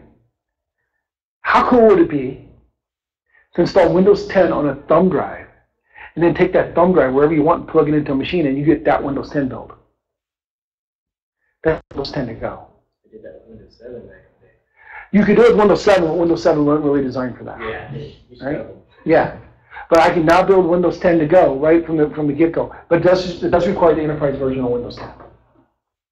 It does require the enterprise version. Questions about installation media? All right. I love this slide. It's out of place in the book, but I love this slide. Here's what I like about this slide. Notice there's no next. There's no enter. Right? What's the question? Yeah. Oh, Gordon, you're at Ignite? So was I. I'm glad it's going to be in Atlanta this year instead of Chicago. I'll be there in Atlanta. So this slide's out of place. Notice there's no next. One of the problems we had when we did installations in the old days, you get next happy. And all of a sudden, you get faster than the next is coming up, and it stores a bunch of nexts, boom, boom, boom, and you already passed something you needed to set. So this screen here, right, doesn't have a next. You have to click on any word in either screen. And this proves that Microsoft engineers have a sense of humor. Here's what I mean by that. The top option is to do an upgrade. Let's say you started the computer off of installation media, and there's no operating system on the hard drive. It will still give you the ability to click on next, or upgrade. The next screen goes, there's no operating system on this machine to upgrade from. Please hit back and choose custom. Why'd you even give me the option if I can't do it? Right? If there's an operating system on the machine that supports upgrading from, right? And I boot off the installation media and I get to the screen, I choose upgrade, it goes, if you truly want to do an upgrade, reboot your computer into the previous operating system and start the upgrade from inside that previous operating system. Otherwise, choose custom to continue with the install. Why'd you even give me those options if I can't do it? All right? So you choose whatever your appropriate option is, right? Then you choose whether you're going to do an upgrade or a migration. All right. An upgrade. The upgrade. You're 100% happy with the current installation. You're happy with the environment. You're happy with the way the drive is configured. You don't need to do any drive reconfiguration. Now, everybody look at me. Everybody look at me. What are these? Microsoft says if you want to change your domain affiliation, you should do a clean install, not an upgrade. That's not true. right? I can do an upgrade on a machine, unjoin it from the domain and rejoin it to another domain. Or I want to change its name. I can change its name. Right? For whatever reason, right? They say if you're going to change the computer name or you want to change the domain affiliation, you should do a clean install. No, you don't have to do a clean install. Right? They say that's the reason for a clean install. So you have exam answer and you have real world. You don't need to do a clean install to change the name or change its domain affiliation. Okay? You're not happy with the configuration. Right? Or you're going from 32-bit to 64-bit. You can't do an upgrade. Or maybe you have a hardware refresh. Right? You lease your machines for X amount of time. The leases are due up, so you got to get rid of this machine. Right? You don't want to do an in-place upgrade because the machine's going away. So you do a migrate. Now, we'll talk about it in about 4 or 5 slides. There's a tool called, right, the Windows Server Migration Tools. Right? The Windows Server Migration Tools. The Windows Server Migration Tools are tools that we're going to use, right, to migrate roles and features off of this machine. Now, I can migrate them up to a network share, blow away this machine, reinstall the operating system, and bring everything back down. Or I can migrate them up to network share, migrate them down to a new machine, or I can simply just suck them across. Right? But that's the Windows Server Migration Tools. Questions about the difference between an upgrade or a migration? I will tell you on my desktop in the back, I run a server product. Right? I went from Server 2008 R2 all the way to Server 2012 R2 as an upgrade. Didn't have a problem with anything. The only issue I had was with Hyper-V. I had to uninstall and reinstall Hyper-V to get Hyper-V to work properly. Other than that, everything went smoothly. Right? Most people don't go from 2008 R2 all the way to 2012 R2. Most people stop at 2012 in the middle.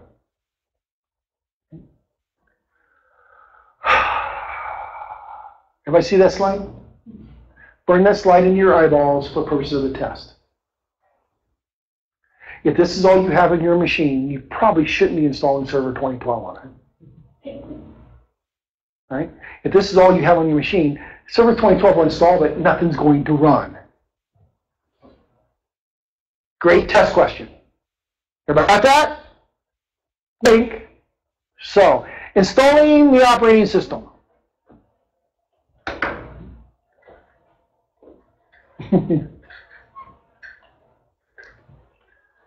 Right. I'm going to do this. I just want everybody to watch. Okay. So I'm going to come into my my local machine here, and I'm going to add the installation media. This is basically what you guys are going to do in the lab. The difference is when you guys do it in the lab, you're going to have to do it via keyboard. Oops.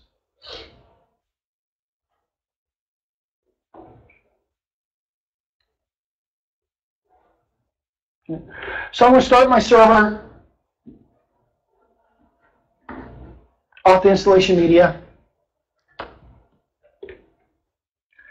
And I always do this instead of showing you Memorex. Right? Do it live. And I'm going to build a core box. I'm going to build the core box so I can show you how to upgrade it to graphical after lunch.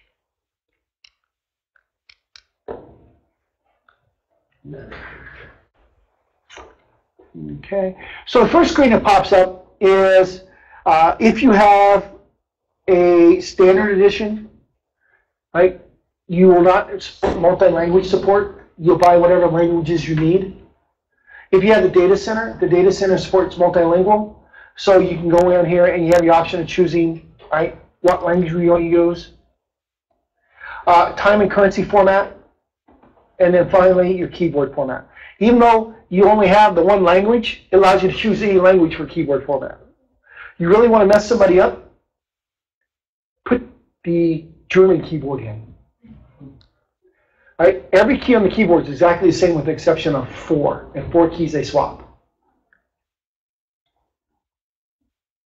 Okay. Hit next. This is a very important screen.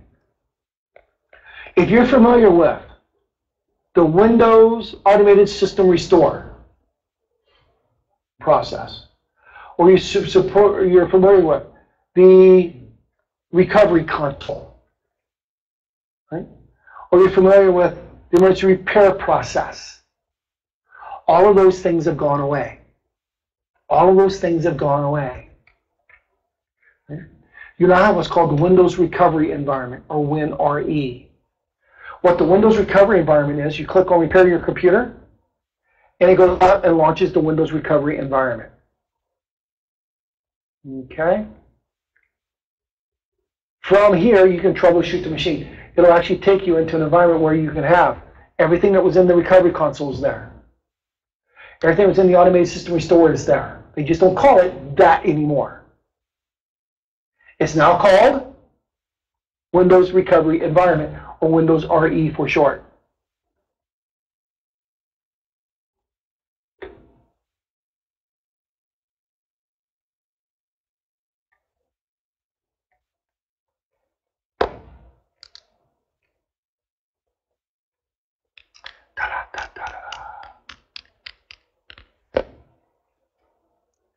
So Gordon, are you going to be in Atlanta for the conference in Atlanta?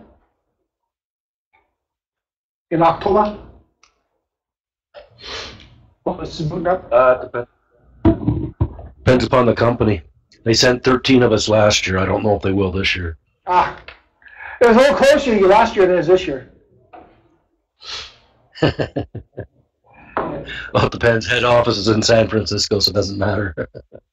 Yeah, but Atlanta still go the wrong direction. Yeah. So next, go ahead and install now.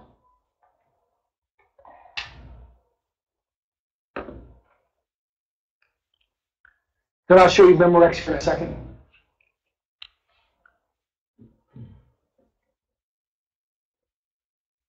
Okay. Notice, right? I have all 4 versions. I'm on an MSDN CD, or actually on an eval CD.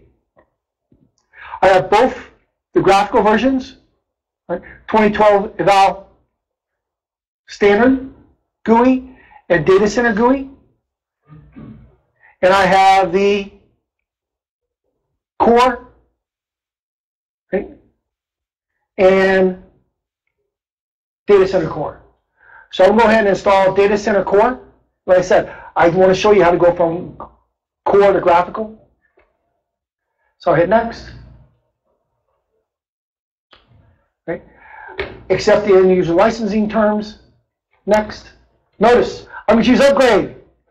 Watch what it says. There's no operating system where this machine upgrade from. If you want to upgrade, right? Microsoft engineers do have a sense of humor. I hit custom. Now, here's the gotcha, folks. It's not really got you.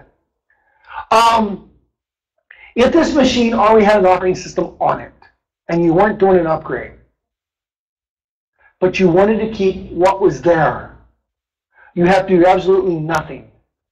Absolutely nothing. Right? What do I mean by that? Since, I'm going to say that bad word again. Right? Lee, this is all your fault. You make me say this bad word. Right? Ever since Vista and Server 2008, Microsoft introduced this concept called a non-destructive installation. Right? When I do an install, I'm actually using what's called a Windows Imaging Format file, or a WIM file. Right? And what this Windows Imaging Format file does is it actually expands the WIM file onto the hard drive. Okay? So it expands a program files x86, and a Windows folder onto the hard drive. It doesn't do a traditional install. Okay? It's called install.wim. So what it does is, if it finds a program files x86, and or a Windows directory, it moves those folders into a folder called windows.old. And if you already have a windows.old folder, it creates a windows.old.001 folder. What's cool about that is you can do that clean install and then do what's called a hardline migration. You can migrate applications and operating system preferences out of that .old folder to the new folders. The other thing is, I'm going to do, in the lab, they just have you do next. I'm going to do a new, I'm going to do an apply. Okay? Notice what it just did. It created two partitions. It created one partition 350 megabytes in size and a partition of the rest. Here's why. In that bad Word operating system again, right? In Vista and Server 2008, Microsoft introduced this concept called BitLocker. The ability to lock down the operating system partition. In other words, encrypt the drive so people couldn't get into the drive. It can only be the operating system partition. It needed a 350 megabyte partition, right, to bring the computer to life off of, which they call the system partition, and then put the operating system in the boot partition. The problem was in Vista and Server 2008, it didn't create these partitions automatically. So if you decided you wanted to implement BitLocker at a later time, you had to reinstall the operating system and recreate this environment. So Microsoft realized the error of their ways, and in Windows 7 and Server 2008 R2, they automatically created the partitions, but they only created them as a 100 megabyte partition. Then they realized that it wasn't big enough. So in Server 2012 and Windows 8, they changed the size to 350 megabytes, and they created it automatically, like they did in Windows 7. If you install Windows 10, or you install Server 2016, they decided 350 megabytes is no longer big enough, they make it a 500 megabyte. Okay? But it requires that partition to come to life. So then I hit next. Right? And it starts the installation. Now, depending on the speed of your IOPS, this could be 15, 20 minutes for a core box. Because remember, I'm not getting any of the stuff in the WinSXX folder. If it's a graphical box, right, it can take 40, 45 minutes. Because I got to copy basically 10 to 12 gig worth of stuff up. Make sense? So while that's running, right, let's look at the slides. Right. Bink, bink, bink, dink, dink, dink. Right? See the reason why I did it live? Because first of all, they just have you do one. Just have you hit next. When you hit next here, you actually will see it real quickly flash, keep creating the two partitions for you. When the installation is done, it will force you to set a password. When the installation is done, it will force you to set a password. Microsoft's minimum password requirements out of the box are as follows. A minimum of a 7-character password. Your password must meet Microsoft's complexity requirements. There are 4 things that make up complexity. Right? 4 things that make up complexity. Uppercase, lowercase, special character, and number. Your password must have 3 of those 4 things in it. Your password also cannot contain 3 contiguous characters of your login name. Right? They started that in Server 2012 or 2008 R2. Right? You no longer have 3 contiguous characters of your user login name. Okay? Questions? All right. There's the Windows Server migration tools I was telling you about. They're all PowerShell driven. They're installed as a feature. They're all PowerShell driven. They're installed as a feature. Post configuration. Instead of showing you, by the way, here's what I'm supposed to show you. All right? I'm going to show you live. All right. Let me boot up server 1 here.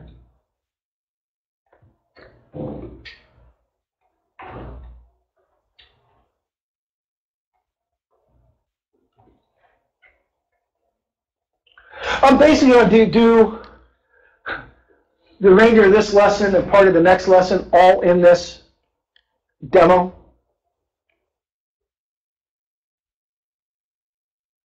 Come on.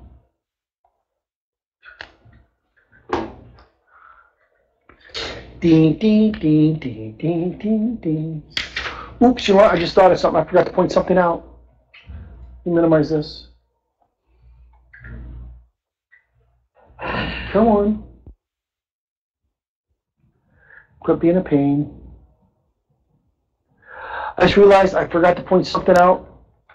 Let me go back to the courseware.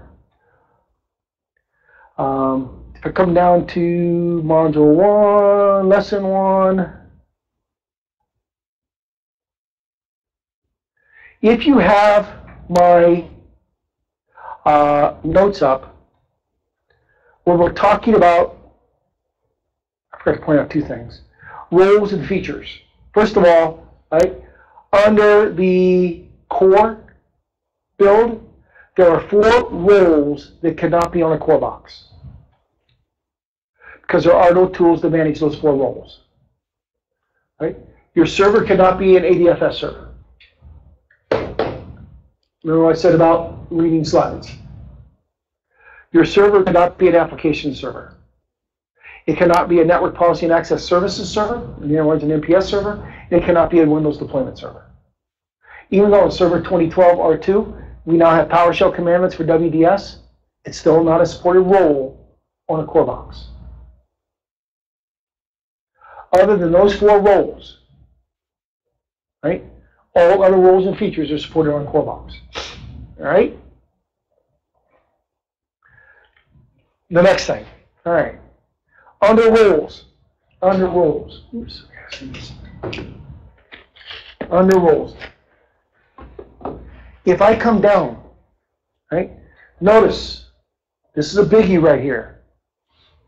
Server 2012 R2 is the last Microsoft server that could be a domain controller in a 2003 forced or domain functional level. If you raise your domain, if you bring in a 2016 or whatever they call VNext server, and you want to make it a domain controller, you have to be 2008 or higher mode in Active Directory to bring that DC in. Right? The other thing, right? Application server is deprecated. Deprecated means I'm supported in this version of the operating system. I'll no longer be supported in the next operating system. Going down, right? We talked more about this in the 411 class, but the network access protection role has been deprecated in 2012 R2. In 411, you'll see why. It's a service nobody used. Going on down, the IIS6 manager has been deprecated. Right? Windows PowerShell commandlets, right? Or there's more supported for WDS. Even though it's no longer, it's not, cannot be on a 2012 box, or shouldn't be on a core box. Coming on down for features, right? The line printer remote monitor port has finally been deprecated. It should have been gone a long time ago. And this had actually a couple people upset. We don't think this is really going to go away, but Microsoft has published it. SMTP will no longer be supported in the next version of server. I can't picture them doing that. That's forcing you then to use something like Exchange. Right? I don't see them doing that. A couple people here, their instructors don't see them doing that, but that's currently what they say. But here's the one that's got a lot of people upset. Telnet is gone in the next version of server. The client will be there, but you'll no longer be able to install the Telnet service and Telnet into your server. Is that just because there's so many alternatives? They haven't said why. If you talk to them, they'll tell you that Telnet's a unsecure service. I think it's an extremely secure service, right? But it's going to the next version of server. Anybody ever used the Windows Identity Foundation? Right? I don't know anybody else that did. PowerShell's been replaced with 4.0. And the last thing that was is removed is the Windows System Resource Manager. Anybody here use WSRM?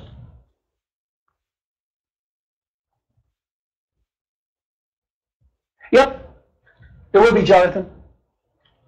Jonathan asked if a purely Linux environment with SSH be an option over Telnet. Yes, it is. You may ever use WSRM? Right? If you think you are smarter than the developer that created a piece of software, right? The software tells the operating system when it's running how much processor power it needs, what processors it can run on, how much memory it needs, specifically what addresses of memory it can run in. Okay? If you think you're smarter than the developer that created the software, you can use the WSRM to manipulate that software and run it in a different memory block, or to run it in a different processor, or cap the amount of processor. Nobody used it. Nobody did it, because 9 times out of 10, as soon as you did it, you broke the application.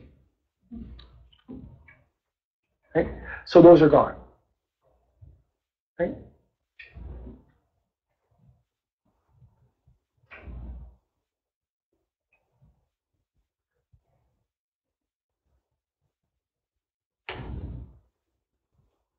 All right, so our server finally booted.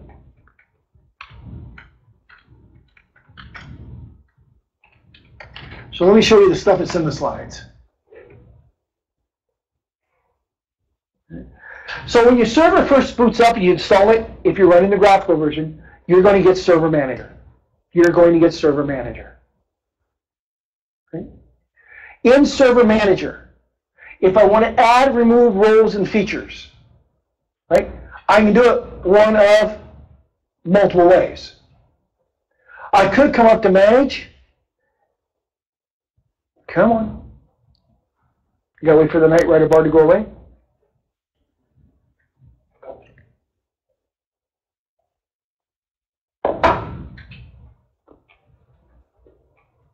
Okay. I can come up to Manage. I have an option to add roles and features. Make sense? I have the ability here, add roles and features. If I come down to local server, right, here's all this stuff that's here. Right? If I want to change my computer name, right, all these are shortcuts to the appropriate control panel applet or CPL for changing things. I want to change my domain affiliation. Now, to join a computer to a domain, to join a computer to the domain, any authenticated user can join up to 10 computers to the domain. Any authenticated user can join up to 10 computers to the domain. We'll talk about that in more detail in module number 3.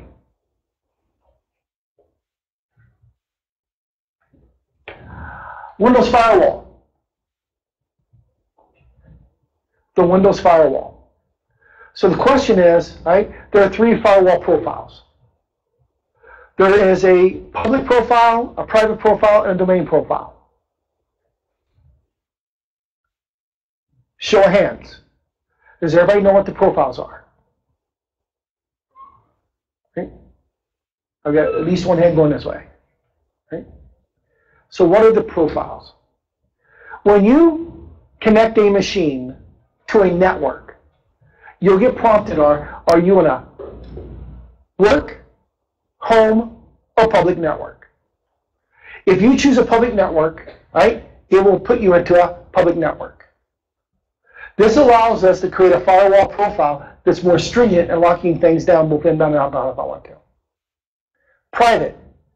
Private is you're in a work network or you're in a home network with the thought process that you have some type of external firewall that's protecting your machine. So I can be a little less stringent. Domain. The only way to get into the domain profile is your computer must be a member of the domain, and there has to be a domain controller present in the network segment that you're connected to. If you do not see the domain controller and you're not a member of the domain, you'll either be in a private network or a public network. Right? Remote management. Windows Remote Management. Starting in Server 2012 and 2012 R2, remote management is enabled by default. In 2008 and 2008 R2, remote management was disabled by default. On workstation machines, remote management is disabled by default. On a server, to enable remote management, simply click Remote Management and enable remote management. In a client machine, I have to bring up the command prompt. But on the client machine, I would type WinRM for Windows Remote Management, QC for Quick Config. Hit enter, right? Notice it already says I'm running, but it would come back and tell me the remote management service isn't running. Would you like to start it? You hit yes. Then it would tell you that remote management is not enabled on this machine and the firewall exception is not set. Would you like to set it? You hit yes. Now remote management is now configured. Okay. Remote desktop. Remote desktop is disabled by default on all Microsoft machines. Remote desktop allows me to bring that desktop experience from that server or that workstation to where you're sitting. When you enable remote desktop, you must have local administrative rights. When you enable it, it will add you as the only person who can connect to that machine through remote desktop. Here's Microsoft's configuration. When I enable remote desktop on a machine, right, it enables 3 remote desktop capable sessions. 2 remote desktop sessions, 1 console session. The console session is like I'm sitting at the machine. Right? If I run mstsc space dash console, it brings that console session to where I am. The new switch is mstsc space minus admin. It brings that console session to where I am. Otherwise, it's just a remote desktop session. If I go down to NIC teaming, if I have 2 or more network adapter cards in this machine, I can team those network adapter cards together. Okay. 2 or more network adapter cards in the machine, I can team those network adapter cards together. Right? This allows me to multiply my throughput. It also provides for fault tolerance. If a NIC fails, the other NICs will pick up the workload. I support up to 32 network adapter cards for NIC teaming. Minimum 2, maximum 32. Okay. If I click down here on Ethernet, this will show me if I have a statically assigned IP address or whether it's DHCP assigned. If I click on this, this is a shortcut out to the network connections. Okay. Am I good with that? If I come over to the right, whether or not Windows updates have been installed, this allows me to configure Windows updates. Up here allows me to go out and check for when was the last time I checked, or it allows me to check. Windows reporting services are off by default on servers. Right? Enhanced security mode is off by default on servers, and this is where you would set time zone. To change time zone, you can be a standard user. Okay? This would be you can as a standard user. To change system time, you must be a local administrator. Then finally, if I want to activate my product. Questions? So if I go back to my server that I was building, right? Notice that I've gotten to my logon screen.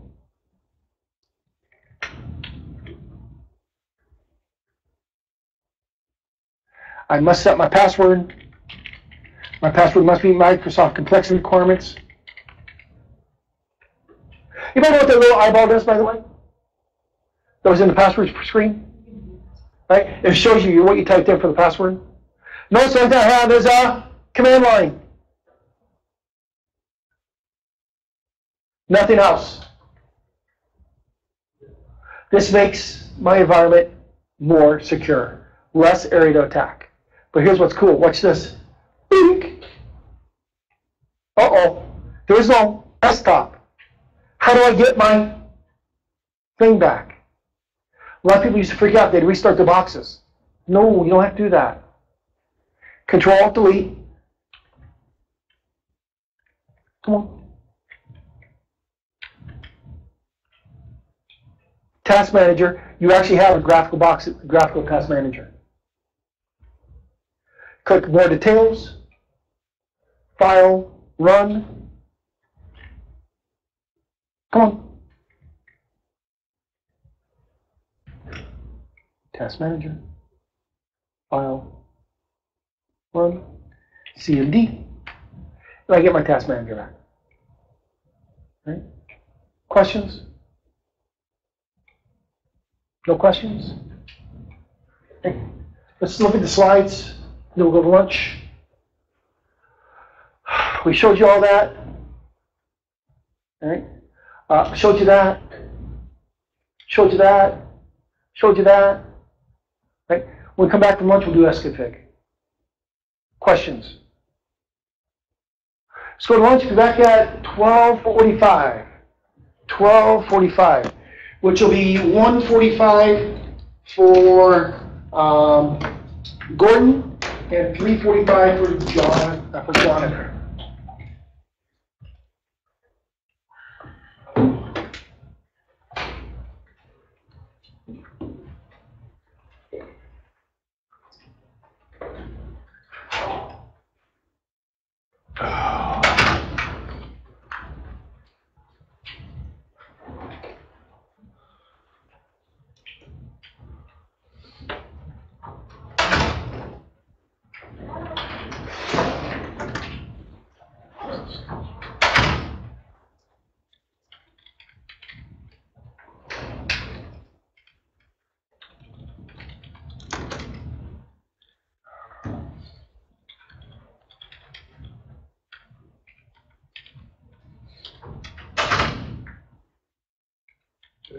Yeah.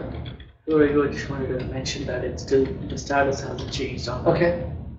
I've got him back in.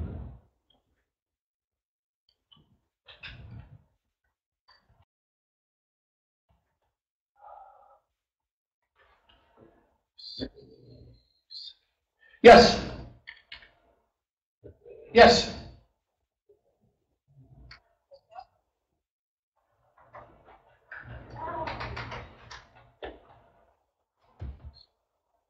Yes, they're going to be on the same subnet.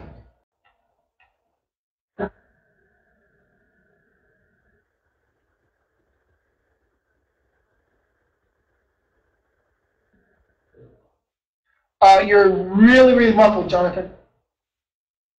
I didn't catch what you said. Yep, still muffled a little bit.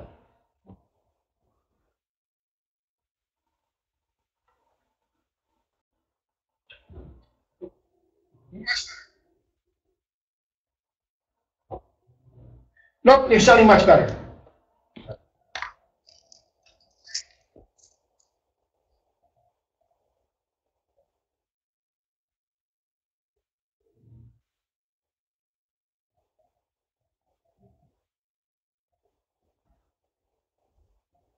You should have an issue because it's all going to be done through the software. It teams and mix all together through the software. So you really should have an issue with the switch. Yeah.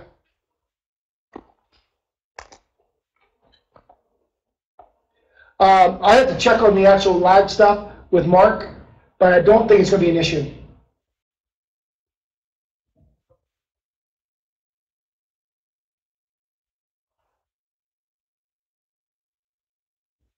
Yeah, you just have to enable